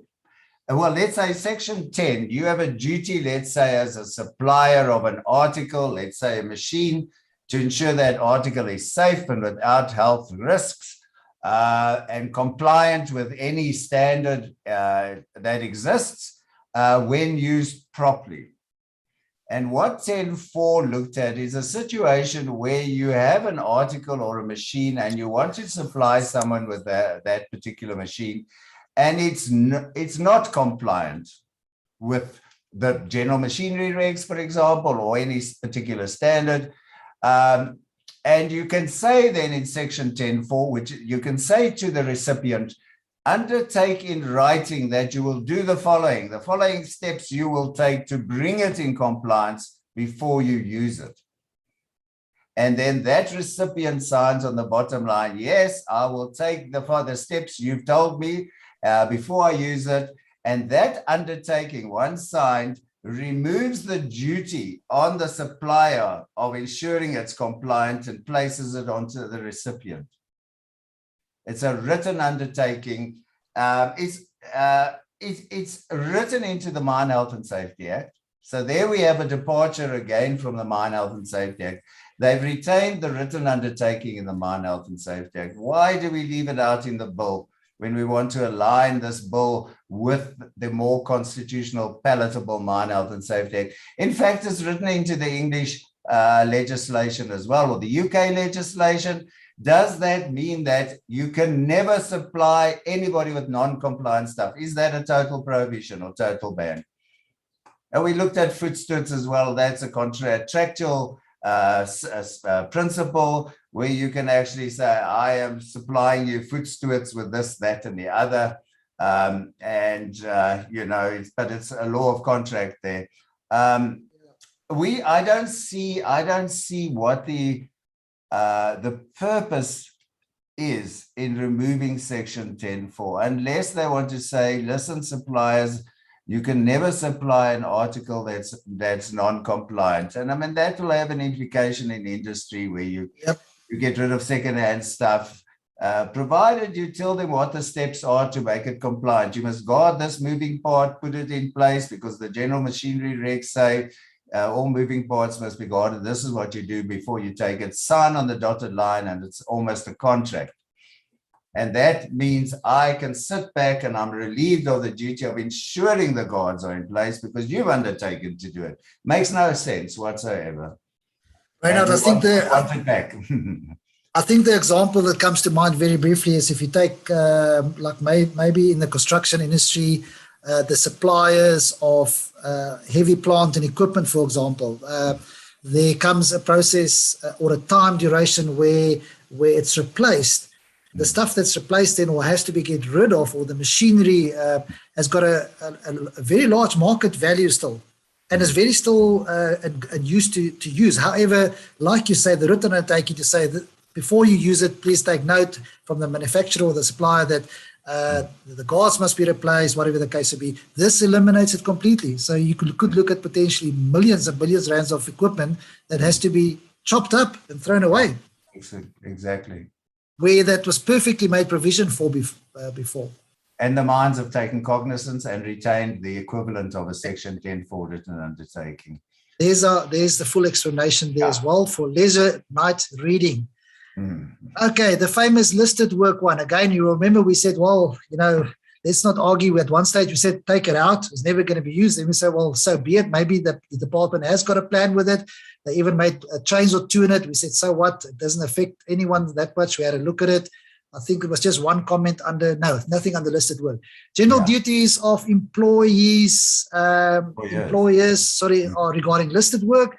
We just picked up there again that they talked about the risk assessment, competent person pronounced on all the risk.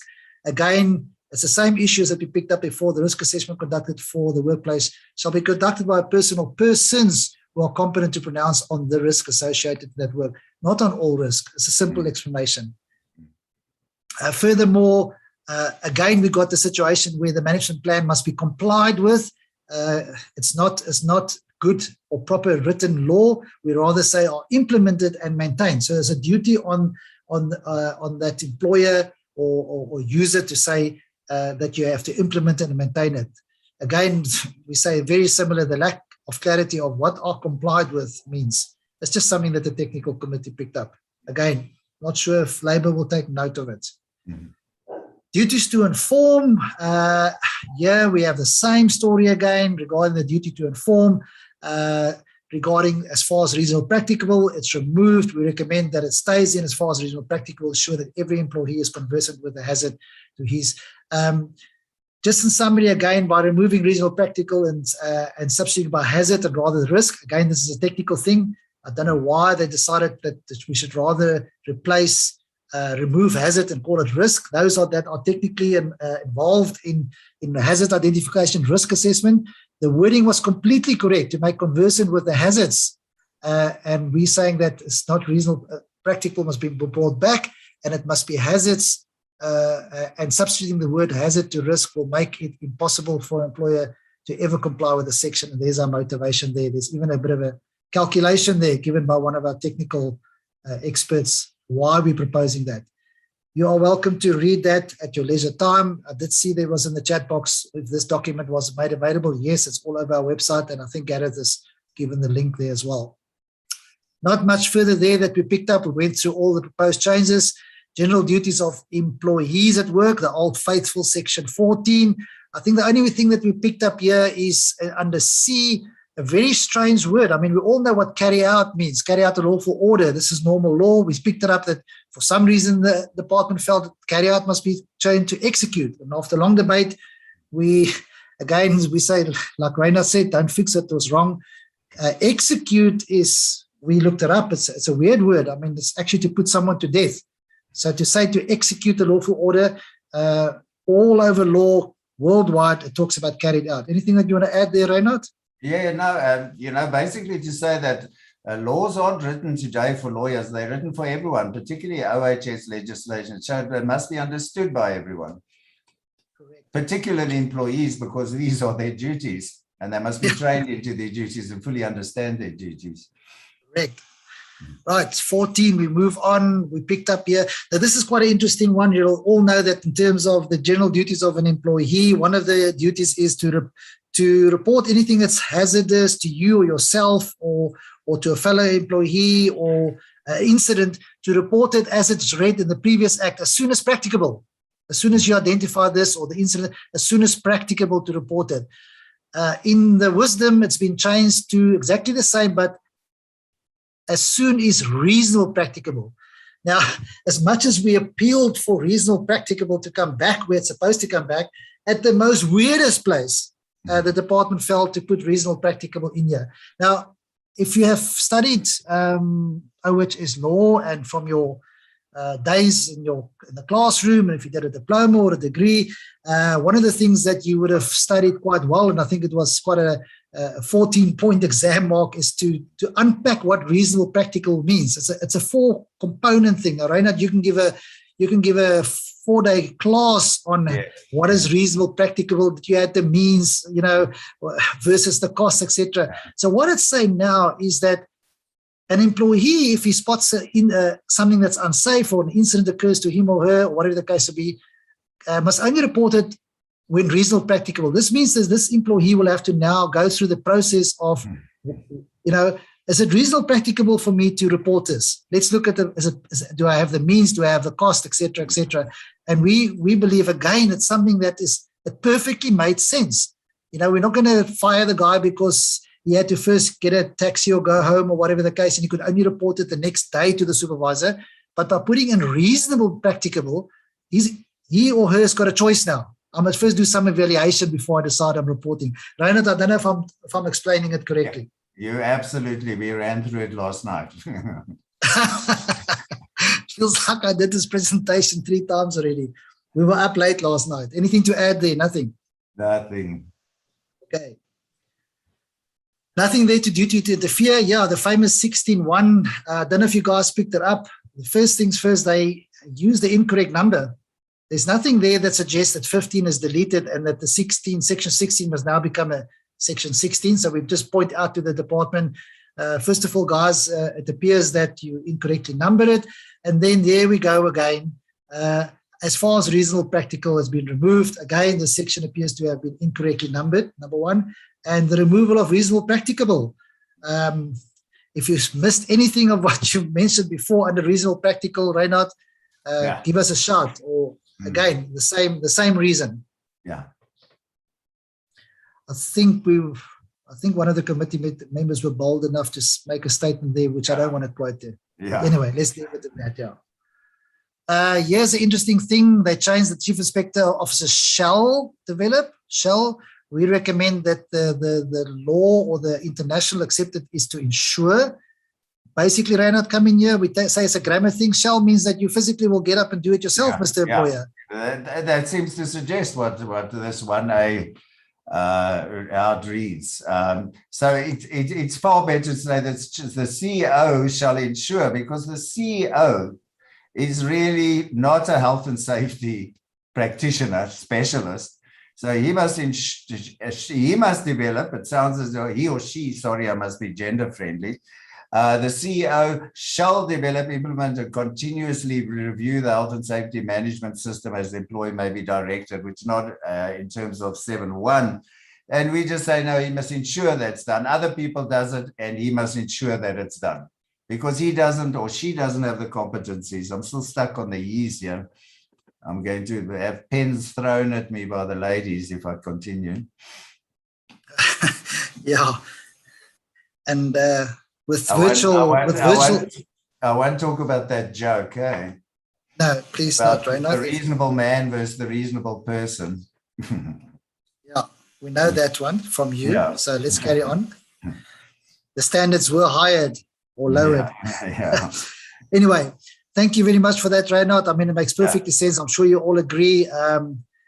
going to be very difficult to implement or to prosecute, because I mean that is, again, it's not reasonable practical. But anyway, we've touched on reasonable. CEOs are often accountants and these type of people. They're not safety specialists. Yeah. So we know what 16.16.1 is. We all know what section 16.2 is. We are familiar with that. They came up with a clear thing now that no further delegation. Am I correct? We're happy with that. No comments. And then Advocate Reinhard Lutz, I must compliment you on this one. We came up here with a proposed brand new thing called section 16.3. And I'm going to give the floor to you here, because this could solve a lot of problems with our proposed brand new section 16.3. Yeah, now I can give you a 1-hour workshop on why I think the department should not have intervened right years ago, decade ago, in these section 16.2 assignments. But I'm going to steer clear of that now, because the legislator has now decided it's a delegation of duties from the CEO down to a 16.2. He may do it, not he shall do it. The CEO, let me not be gender again specific, in writing, and the word delegate is used. That wasn't the intention years ago, but I'm not going to go there. Now, what we have here is a situation, unlike the Mine Health and Safety Act, unlike the construction regulations, where we basically have in the sections of the Act, and I mention that because in the regulations such as the General Machinery Regs, you have a statutory appointment of the General Machinery Regulation 2 in brackets 1 competent person, and in the construction regulations you have statutory appointments as well, of your construction managers, supervisors, safety officers, etc. But in the broad bulk of the Act in the sections, we have one statutory appointment. Now this, as recently as last week, a client phoned me and said they contracted to work for a client, and the client wants an appointment letter of the CEO, the 16.1. And I know it has cropped up in the Saiosh Legal Advice Forum as well, where some safety practitioners, I guess, demand an appointment letter of the CEO. That's absolute nonsense. There is a definition of the CEO in section 1 of the Act. And once you identify the individual who slots in or fits with that definition, that individual is automatically the 16.1. There's no provision for an appointment by a board resolution. Why should you say the board hereby resolves that you, Mr. So-and-so, Miss So-and-so, Miss So-and-so, that you are now the CEO for purposes of the Occupational Health and Safety Act. So it's not an appointment. So we have the CEO may in writing delegate, let's stick to the words of the draft bill, any duty to any person which acts subject to the control and directions of the CEO. And then they've included in the interests of occupational health and safety. We've got no problem with that. Hey, this is an OHS a piece of legislation. But there's a vacuum. You have now let's take a big company. You have your CEO. He's obviously got to be in South Africa, or the CEO must be in South Africa. That's been a query as well. My CEO is seated in Houston, Texas. And I say, no, go look at the definition. Who's in control of the business in South Africa? That is your CEO for purposes of the Act. He may not have the corporate title CEO, who's now seated in Houston, Texas. And so the law says you may delegate in writing one level down. That's 16.2, and it's a statutory appointment. Now, in a large company, those are normally your top executives, your 16.2s. They will be the direct reports of the CEO, because the interpretation of the Department of Labor is that you can only appoint, let's say, a 16.2 who reports directly to you. So you can imagine in a big company, you've got these top executives who are 16.2s, and then there's absolutely a vacuum. Your senior managers, your middle managers, your supervisors, they have no statutory recognition. Unlike the Mine Health and Safety Act, where you can have a mine manager, a subordinate mine manager, you can have a mine overseer, you can have shift bosses, and of course they can have safety officers, chief safety officers, safety officers. No statutory recognition down from these direct reports of the CEO, the 16.1. And that's a vacuum. And I was very disappointed that this was not addressed. Because what we are doing, and I know some of my clients who are on the webinar today, we have become creative. We've either said to the CEO in our company, he's now appointed a level of 16.2s. Below that, we have Section 8 appointments. Or we have assistant 16.2s. Or we have supervisor or Section 8.2I appointments. Now, Section 8 doesn't provide for an appointment. Section 8 just says you must provide your employees, hopefully as far as is reasonably practicable, with a safe and healthy working environment. So we use this duty imposed upon an employer as an appointment. And that's confusing. And we have guidance in the construction regulations where you have your, say your principal contractor is a 16.2, you have your construction manager, you have a construction supervisor, safety officers. Why did they not address this gap? It has been an issue for decades. And what we've decided to do is let's create another statutory appointment, and let's call it 16.3.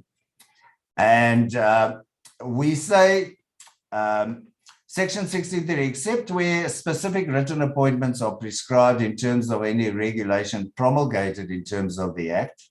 Obviously, you got your GMR 2.1, and without derogating from his or her liability or responsibility or liability in terms of Section 16.1 and 16.2, a CEO or a person appointed in terms of 16.2 may in writing appoint one or more competent persons to assist in discharging their duties as envisaged in the Act in the interests of occupational health and safety. And we're very proud of this. I think, guys, you're all going to agree this will fill the gap that has been left for years and years from the MAS Act, where middle managers and even supervisors. So you can use 16.3 to appoint your safety officers. Obviously, they must be competent in the broad sense of the word, know what they're doing. You can appoint your middle managers, you can appoint your supervisors as a 16.3, and you cross-reference it to Section 8.2I. We say, listen, supervisors, you're a 16.3. We limit your duties to supervisory functions. We look to Section 8 in brackets 2 in brackets I, where it says, the law says we must have supervisors in place who are fully trained to understand the hazards and who have the authority to implement our precaution measures. And we can stop guessing and making up things. Having said that, folks, if you have an in-house appointment, you call it, for example, a Section 8 appointment of a middle manager, and you say, listen, middle manager, you have an area of jurisdiction. You must ensure compliance with the Act of Occupational Health and Safety in your area. That's not a statutory appointment, hey? But it is a lawful order that has been given to that particular individual who's going to be appointed. And if you look at Section 14C, that individual middle manager is also an employee, and he has a duty to obey a lawful order given by the employer in the interest of health and safety. So that in-house appointment has force of law equal to that of a statutory 16.2 appointment. I'm not sure if you're with me, Niels, on that one. Yes, I am. And this is also where you said the appointment of safety officers could come in as well. And safety officers as well. And it ties in very nicely with what you've said before, and it ties in very nicely with the Mine Health and Safety Act. And we are sincerely hoping, because it's quite a big innovation, we're not just criticizing, and it's not just semantics, it's a big introduction. It will fill the gap, and it ties in with English law, UK law, where they've got a lovely provision. I think it comes down further. I know I'm preempting things.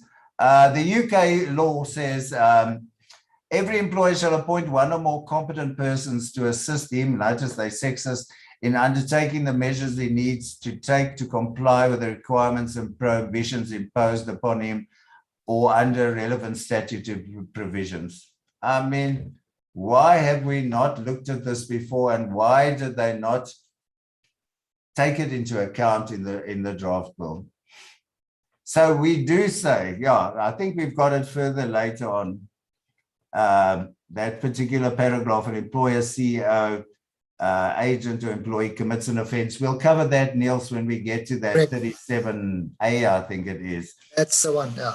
And I would like the comments from the persons attending on our 16.3. Wouldn't you be, Niels, interested? Well, right now, just to let you know, I'm keeping an eye on the chat box. It's open here, and I see applause, and I see great, and I see music to my ears. Yeah. Hope this gets implemented. What a great initiative. Thank you. Fantastic. Wonderful. Yes, please. Thanks. Awesome. Section 16.3, absolute awesome. So, yeah, Reinhard, so you might just leave a legacy behind here. Yeah, it will be called the Reinhard Luch, yeah, provision. Provision, yeah. For the powers to be up there, let's hope they take note of it. You know, I mean, could easily be just swept under the table, but wow, what a great section this will be if it can be implemented, and how it will help the safety fraternity. Yeah, I see some more claps and more hand claps. So no negativism, if there is such a word at the moment, Reinhard. Very well done. You know, Niels, just to add to that, if you look at the leaked, was it in 2015, this draft was 14. Sadly, you know, I've got to be diplomatic now.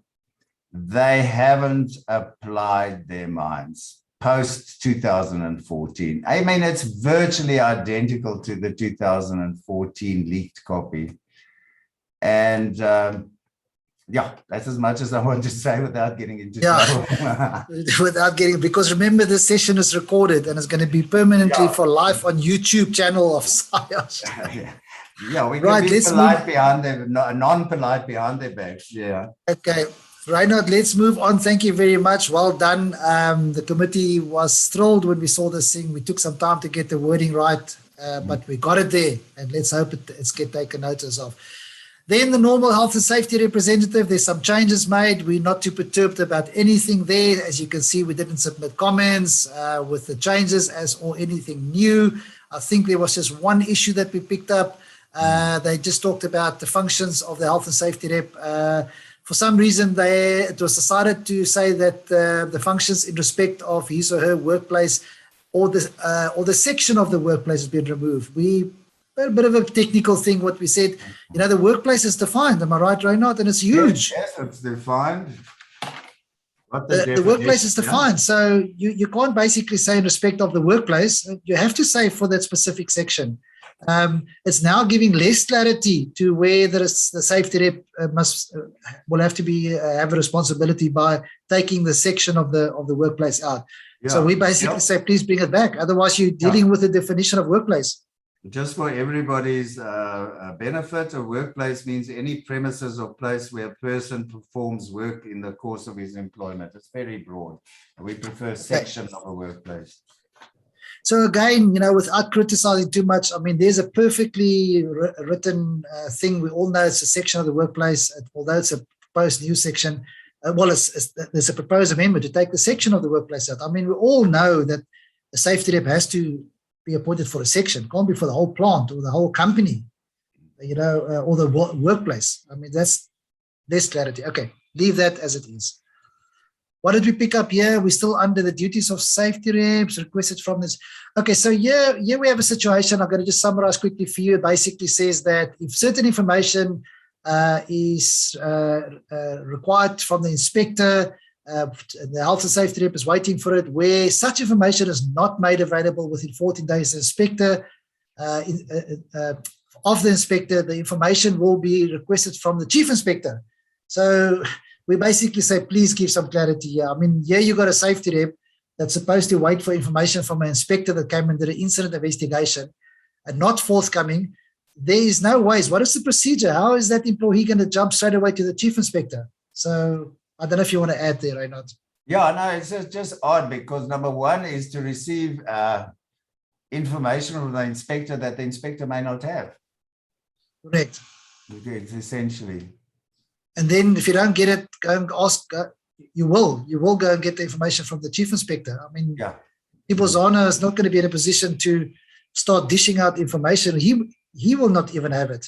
Yeah. Anyway, so we just say, please give some clarity here because it doesn't make sense to us in this particular case.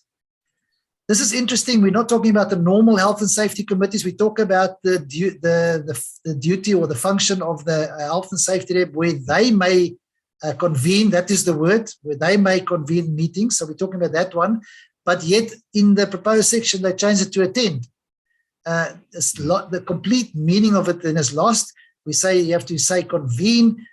Use of the word attend makes it sound like the reps have to attend the meeting, which has been set up by others. Meantime, this section deals with meetings that the safety reps may convene and call for. Am I right, Reinhard? Yeah, yeah. Okay, nothing else there, too much. We still, says the employee. This is interesting. So now when the safety rep may have access to inspect any document which the employer is required. So you'll be talking about documents and information that the employer is required to have. Now it says, if that safety rep, health and safety rep requested and is not made available within 14 days, it says go and request it from the chief inspector. I mean, I haven't got another word, ludicrous. Maybe as much as go and report it to the chief inspector and say, look, as a legally appointed health and safety rep, I've requested for this document.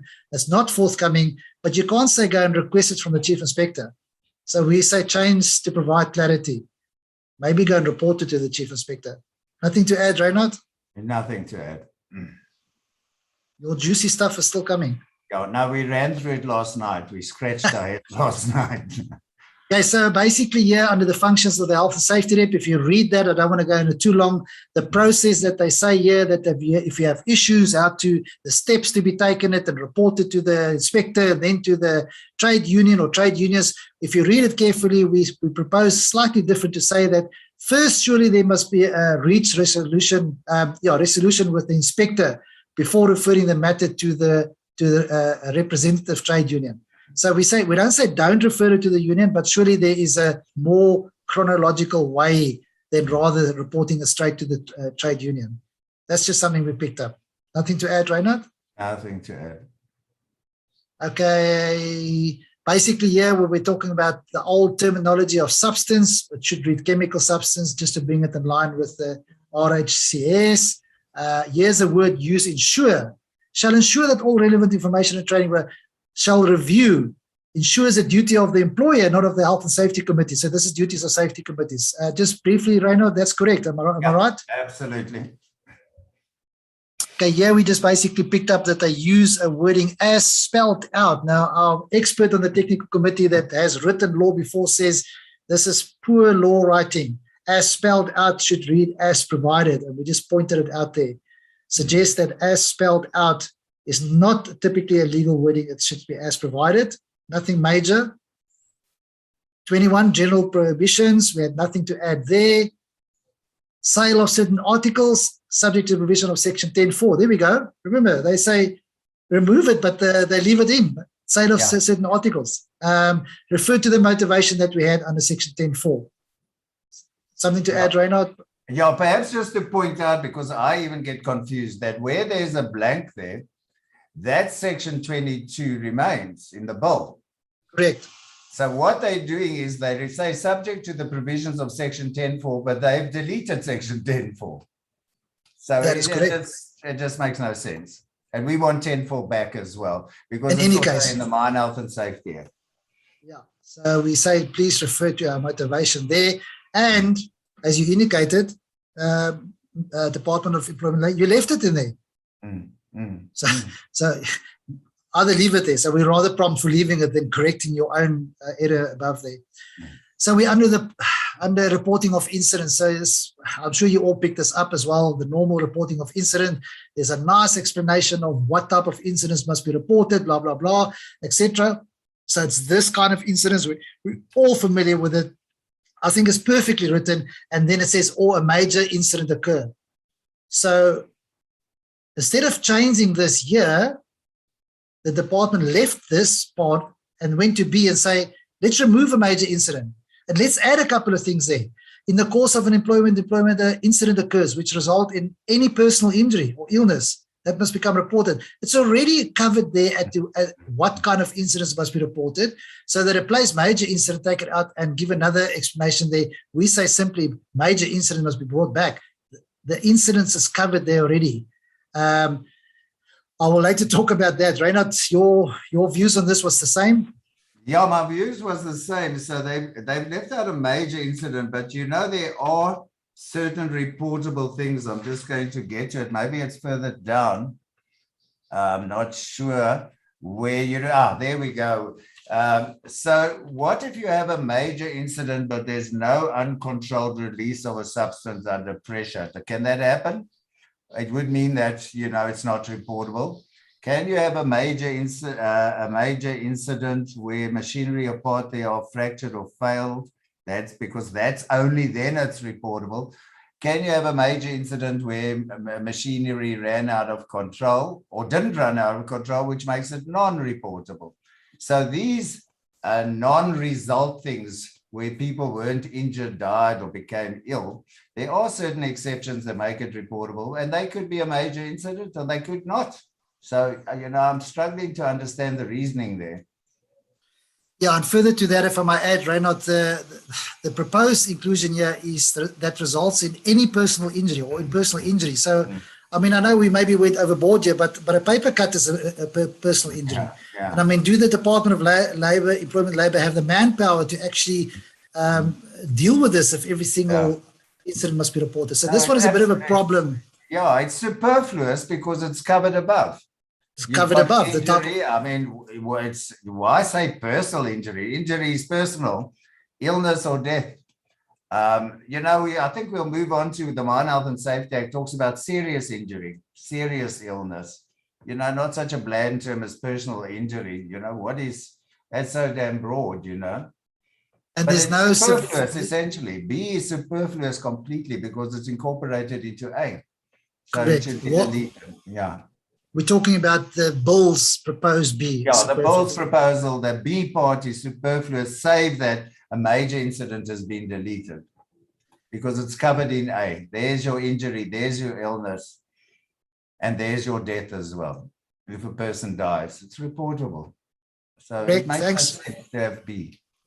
Thanks, Reinhard. I hope and I'm sure it makes sense to our 346 viewers that's still online. We haven't lost too many. We're moving. We're moving. We're getting to your 31 and your 32 in the fines. We're getting there just now.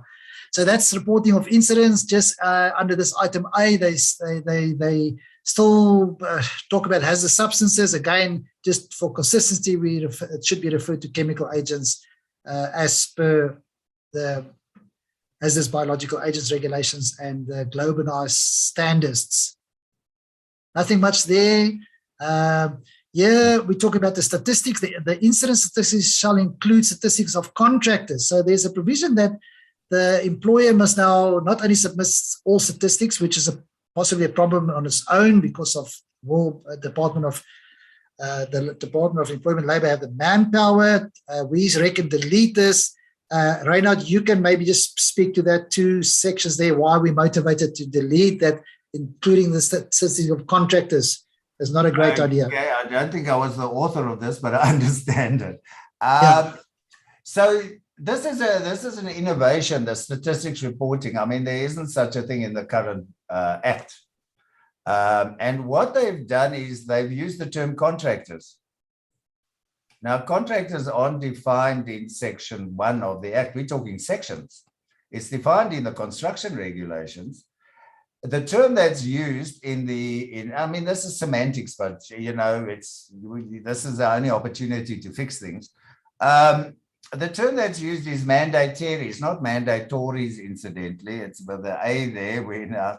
So section 37 speaks of mandate. Well, section 1 even defines a mandatory as including a contractor, subcontractor, or agent for work, but without derogating from their status as employers in their own right. So what they are saying is that an employer must forward the stats of another employer, essentially, because a contractor is a mandatory, and the mandatory is defined in the employer in their own right. And I think you guys in the industry can say how feasible that is or not.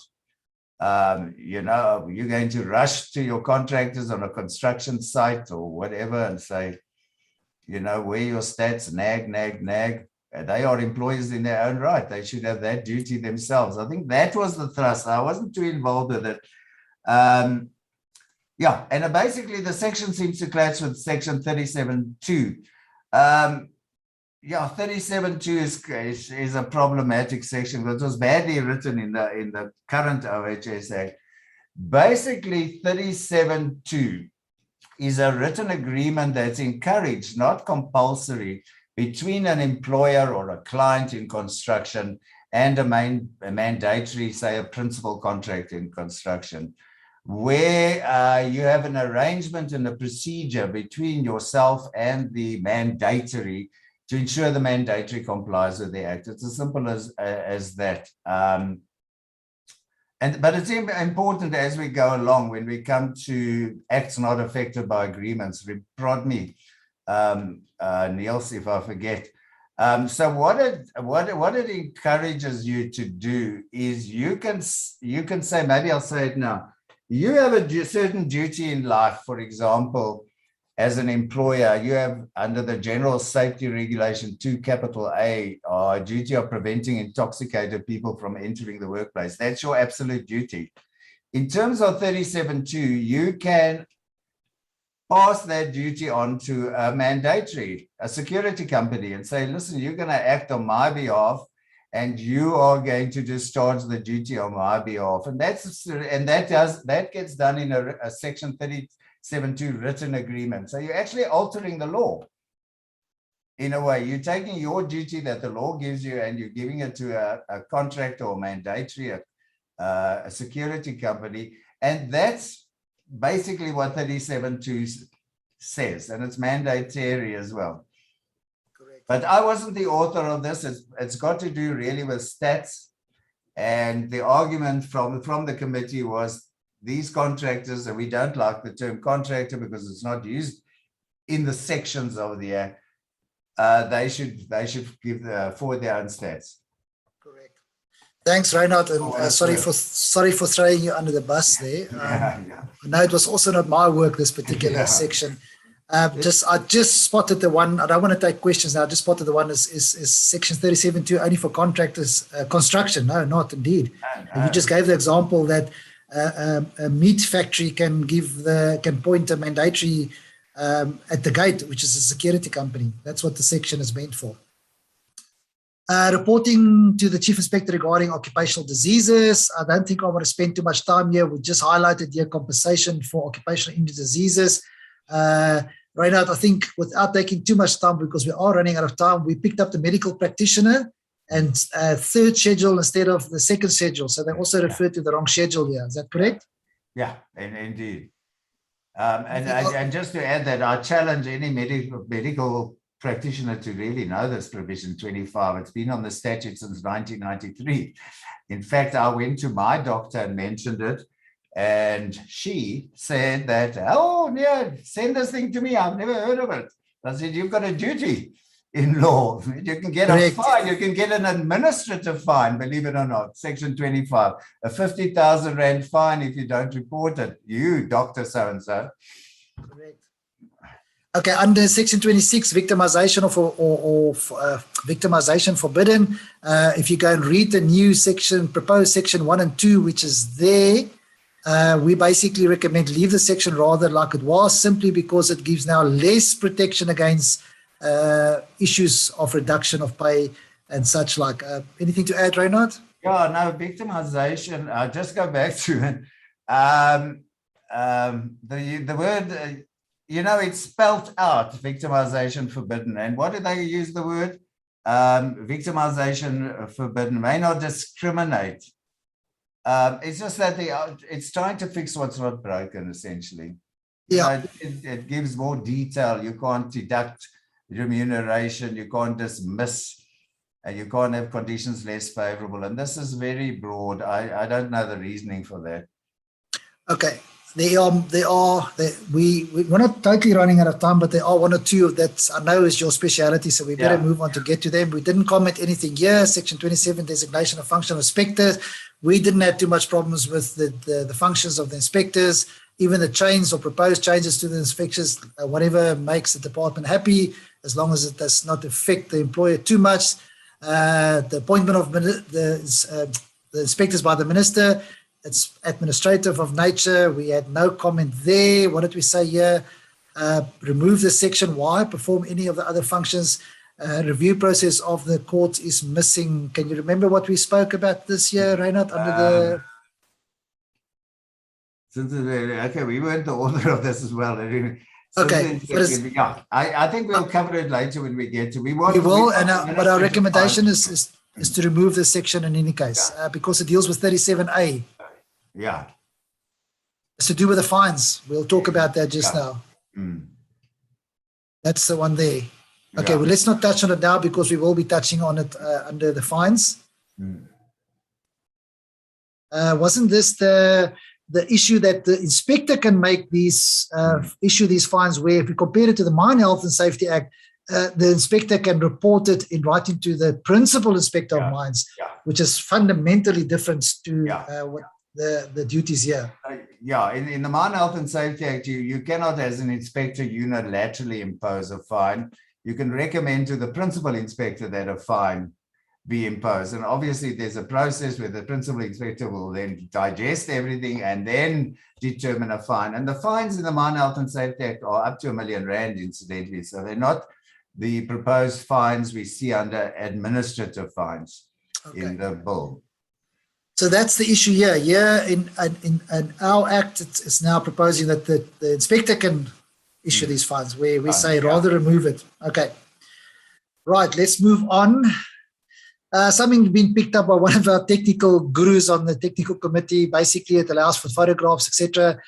There was an incident, Reinhard, you're aware of something that wasn't intrinsically safe, where a cell phone caused an explosion. So we recommend, yes, sure, do that, but provided that that doesn't cause any hazard or health hazard to any person at work. Special powers of inspectors, we had nothing to add there. This is Reinhard's baby, his big bear bug. We're not going to bore you with any of the stuff to read. I think he's going to talk off the cuff as usual. This is to do with section 31 investigations, and the inspector may rather than shall, and you'll talk about that, Reinhard, and also out of off the cuff, like you normally do. I encourage everyone to read a very extensive motivation. Just background, in the Mine Health and Safety Act, there is provision for an investigation, but if you have a fatality, it has to be subject to the equivalent of a Section 32 formal inquiry. And that is in line with the Constitution and the Promotion of Administrative Justice Act. Another concern we've had is what constitutes an investigation in terms of Section 31. Now, Section 31 is used basically in 99% of fatal accidents. And there are no rules. We don't know what's allowed. Every inspector has their own take on a Section 31. Some just visit the site and they take statements and they disappear and we never hear from them again. And you and I know, Niels, that the families are never kept abreast of a Section 31 or the findings, the report. We never told what the report is from a Section 31 and a Section 32 formal inquiry. Sadly, I've got so much to say over this and now time is running out, but you can read it, guys. Currently the Section 31 says the inspector may investigate any incident that has caused injury, illness, or death, or could have caused. Now they want to change it to shall, and could have caused means the inspector has a duty to investigate near misses as well, and I think that's taking on quite a bit. You can't opt out of a near miss, for example. I also referred with Section 31 as well as Section 32, and I'm sure a lot of our members have experienced frustration in obtaining the inspector's report. It's a pet problem of mine. After an investigation, albeit Section 31 or 32, the inspector obviously draws up a report, which is an administrative action, and Section 33 of the Bill of Rights kicks into place. That report is then sent to the chief inspector. We are never given that report. If we request that report, we're not given that report. In fact, I'm still waiting. 2019, the Freightmax flammable store that collapsed in Durban, we had a Section 32 formal inquiry. 2021 September, we still don't have the inspector's report or findings. Now, in the Mine Health and Safety Act, that report or the findings of an inspector must be provided to the employer and to the trade union, and on request to any interested party, which would be the family. Obviously, the family participate in a Section 32 equivalent in the Mine Health and Safety Act. So contrary to, let me just swivel back here. Where did I put this thing? I can't find it now. I've got so many documents here. Contrary to, oh, here it is. Contrary to the PowerPoint presentation from DEL in 2018, when this thing first came out, this draft bill, the background is the proposed amendments became necessary to ensure consistency with the spirit and provisions of the Constitution in dealing with the right to life, fine, human dignity. I think I can challenge that. If you don't invite the family of a deceased employee to participate in either an investigation or ideally a formal inquiry, their dignity is impaired.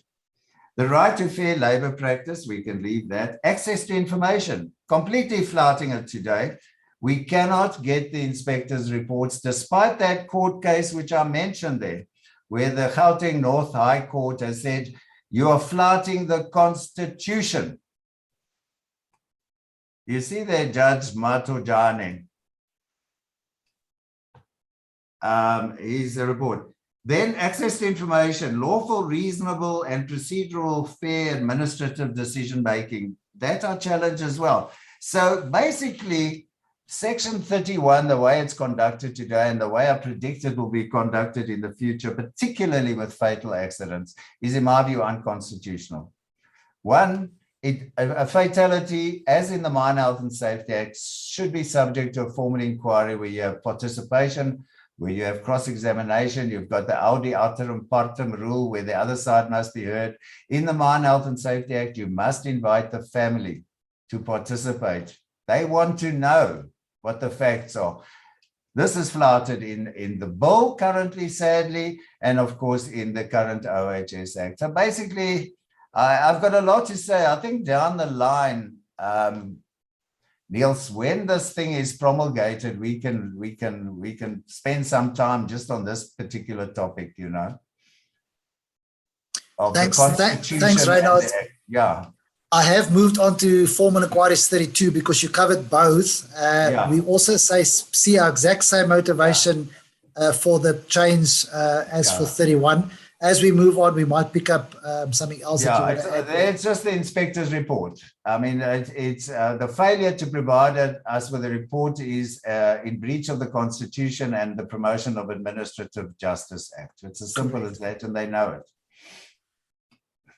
Okay, let's move on. There was no further comments on this section from us, or rather from the committee. Joint inquiries, we didn't have much there. Just the refusal to fail, we say they've removed to the best of the knowledge. Just a one-liner, Reinhard, we spoke about this last night when we prepared the best. It should include the best of the knowledge. I think it's an international term, or what did you... Yeah, I don't think I said too much about it. We do cross-reference the Promotion of Administrative Justice Act.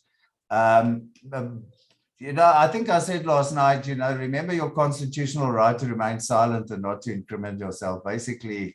But, you know, you cannot really give evidence that's not the best to your knowledge anyway. So I wouldn't spend too much time on that. So we recommend that it comes back. Yeah. Thank you. Again, there's reference to the act that you just mentioned under the same section, Section 35, which is appeal against decisions. I think we picked up one thing there in relation to a notice. So basically it says you can only now appeal to an inspector around a grant only if it's in relation to a notice or a direction. this is now limiting, Reinhard, I think you mentioned, why only a notice or a directive? Why not anything else? I think it's our other experts as well, but I think all we need to say on this particular provision is it seems to be limited to a notice or directive. What about other issues that you want to appeal, broad issues? What about appealing a decision after Section 31 investigation? You see, it says here, any person who wishes to appeal in terms of subsection 1. Subsection 1 limits you to notices and directives. So there are other issues you can appeal, and that's basically the issue we want to make. Shouldn't limit it just to directions and etc. Notices and directives. And then regarding the right to review decision of the chief inspector, a person that's aggrieved, I think again we say again it's just limited to the a notice or directive. So that's the same as for the above. I'm not jumping too fast because we are getting closer to the end now. Disclosure of information, we had no issues there except disclosure of information, the new section there. Basically, we actually recommend that trade union be included as well. The motivation is since trade unions are included in a number of sections, including Section 20 of this Act, it is appropriate then to include in the disclosure of this information. So for consistency. Consistency, yeah. They've suddenly left the trade unions out. We believe it should be the other way around. Right, let's just move on then. 37, we know the old 37, there is one or two changes or proposed changes in the bill. We're not too concerned about them. It still serves exactly the same purpose, if I'm right, Reinhard. Exactly. I think we've all had seminars and webinars on Section 37. It's written as is. It's basically a presumption in law, which where if you as an employer you bring a mandatory in to do something for you and they mess up, you presume to have done it, and then you must come and provide evidence to rebut that presumption. Essentially, it's similar. I'm not unhappy with 3, 4, and 5 being removed. I'll be honest with you. Yeah, I was just going to say the technical committee had no problems with the proposed deletion of 3, 4, and 5. With regards to administration fines, 37A, we say the wording breach is commonly used and differs from offence. It's just a technical thing that we listed there. Okay, this is quite a bold statement. It's got to do with obviously the administrative fines, long and hard decision. In general, we believe that the way it's written at the moment in the Act or proposed, we propose to remove administrative fines completely. I don't know if you want to add anything to that. We've got a couple of points. Yeah, it's a wish list. I don't think we'll succeed, but you know, if you look at, and you'll see it later on Schedule 2, what constitutes an administrative fine? There are 1, 2, 3, 4, 5, 6, 7, 8 potential administrative fines contraventions. Section 7, which we've already dealt with, where the chief inspector may require you to have a health and safety management system. So he requires you to do it, and you don't do it, you can get a 50,000 Rand administrative fine. So it's, you know, it's not an absolute duty, it's conditional on the chief inspector requiring you to do it. Then 19.1, if you look at the establishment of health and safety committees, if you don't establish one, you can get an administrative fine. 24, if you look at the schedule, employer to ensure the health and safety committee performs their duties, your functions. If you don't do that, you can get a fine. Then there's general prohibitions. I won't go into that. Section 24, if you don't report a reportable incident, you can get a 50,000 Rand fine. Bear in mind that if you pay the fine, you won't be prosecuted, eh? So that's the inducement to pay a fine. So you haven't reported a reportable incident. Currently, the only way you're going to part with money is if the National Prosecuting Authority charges you, or invariably will have an admission of guilt. Section 25, there the doctor, if a doctor doesn't report a disease which they felt emanated from the workplace, they can get a fine. Then Section 29.3, if you don't give an inspector the facilities he needs when he's doing an inspection or investigation, that's a criminal offense and can constitute an administrative fine. And then section 30 in bracket 6, if you don't bring the contents of a prohibition notice, etc., to the attention of your health and safety reps.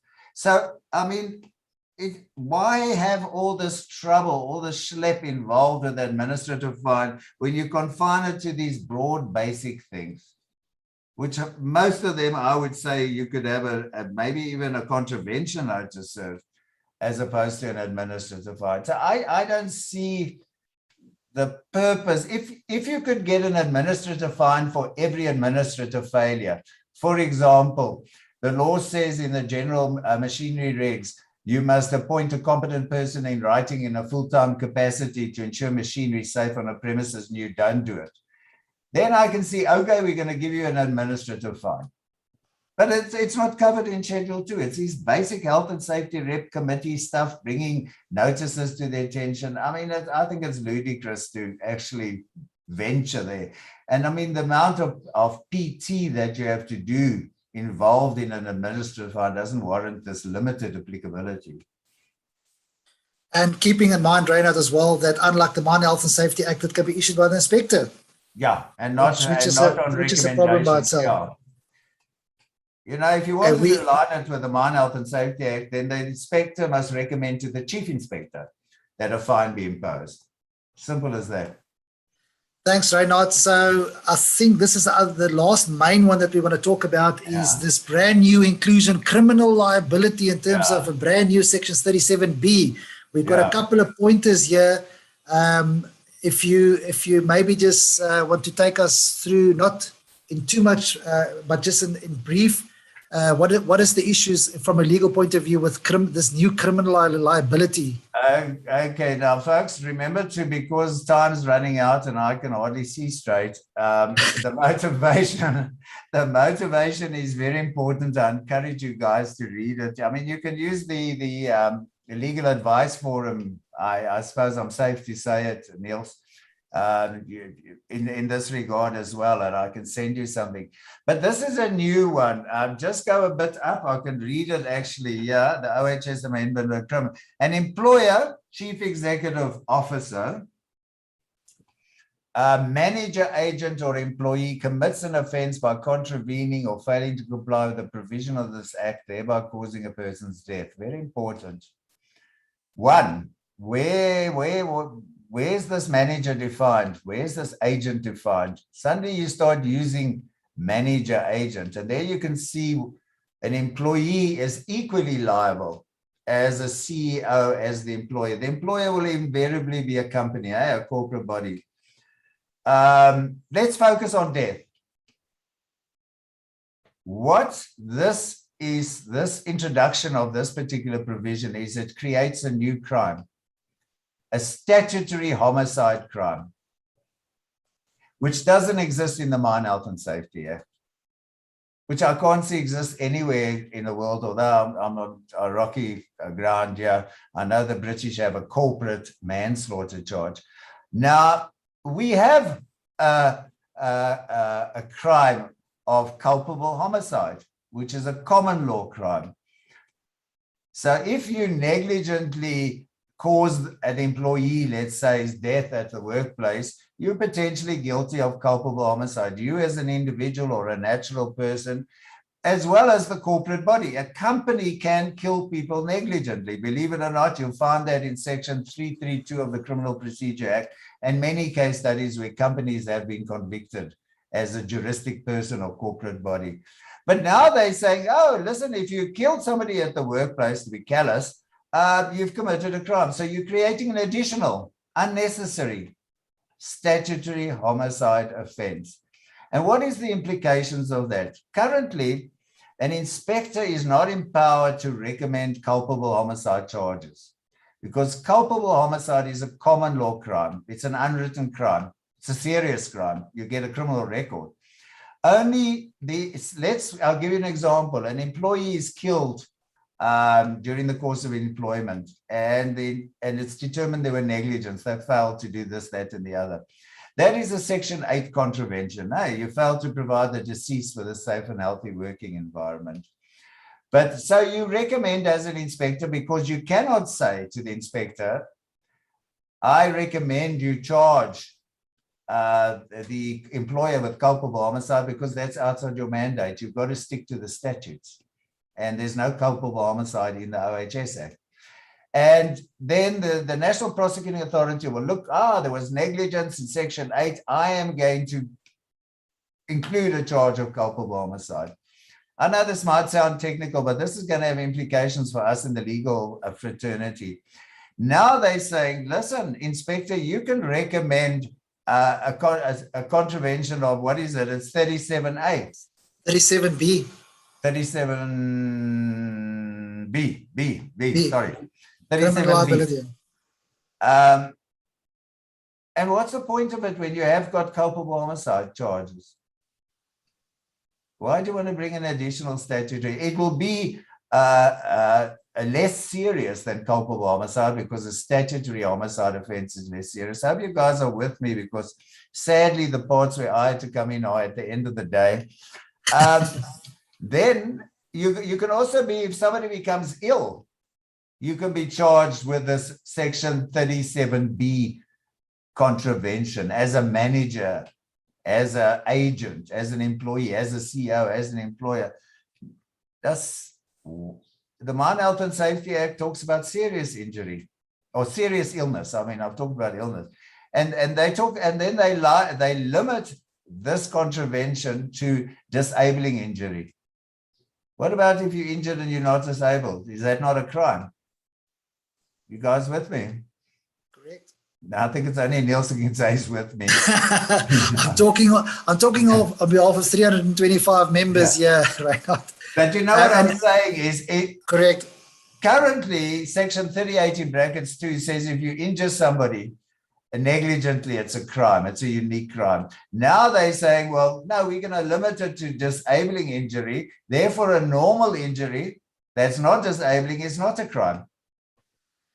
It makes no sense. Yeah. It makes no sense. It has to be revisited by DEL or the legislator or whoever. And I think so there's the motivation in there's a motivation there. Yeah. Also, this first part that you covered, which is our second part here, I mean, it relates to the use of the word managers and agents. I mean, we don't have a definition of manager. We don't have a definition of agent, although a mandatory is defined as including a contractor, subcontractor, or agent for work, without derogating from their status as employees in their own right. Now, we've got a proposal. Folks, remember the 16.3 that you're all applauding, hopefully. We wanted to read like this. As an employer, a CEO, I don't even think you have to put a CEO in there. I mean, employer is the CEO. It's a human employer. Where are we now, Niels? An employer, chief executive officer, person appointed in terms of Section 16.3 of the Act, or employee commits an offence. Yeah, or a person has mentioned 63 of the Act, or employee who commits an offence by contravening or failing to comply with the provisions of this Act, thereby causing a person's serious injury. Align it with the Mine Health and Safety Act, serious illness. So we've taken out manager and agent, and we said a person as envisaged in 16.3, because 16.3 you can appoint an agent as well. Yeah, it's unlimited. Thanks, Reinhard. I think you covered it well, and as well as the motivation, as well as there's some nice reading material for the members if they want to follow it up. Contravention, inspector commits an offence, asks to accept it. Okay. Persuades an inspector to accept a bribe. I mean, you had a nice, interesting thing last night. Just briefly, what about the person's offering the bribe? Yeah. Now you've got the bribor and the bribee. Now we're only punishing the bribor here. So yeah, I wouldn't worry about the prevention and combating of crime activities. Yeah. Let's leave that one like that. Yeah, it's just a tangent. Okay, now we get to offences and penalties. I'm gonna not go to the sections of it. I'll just show the members that we did obviously comment on the penalties and offences. There's quite a bit there, right up to the last page. You can go and read it. But I'll rather just pause there. Where's the offences and penalties now? And Reinhard, maybe as the last part of your introduction, your part of the presentation then is just to say, what did we pick up here? We picked up here about the magistrate's course. We picked up, you mentioned the administrative fines. You mentioned section 7, which is only certain persons that's been directed by the employer. Then we picked up the fines limits, which is not in line with the various courts.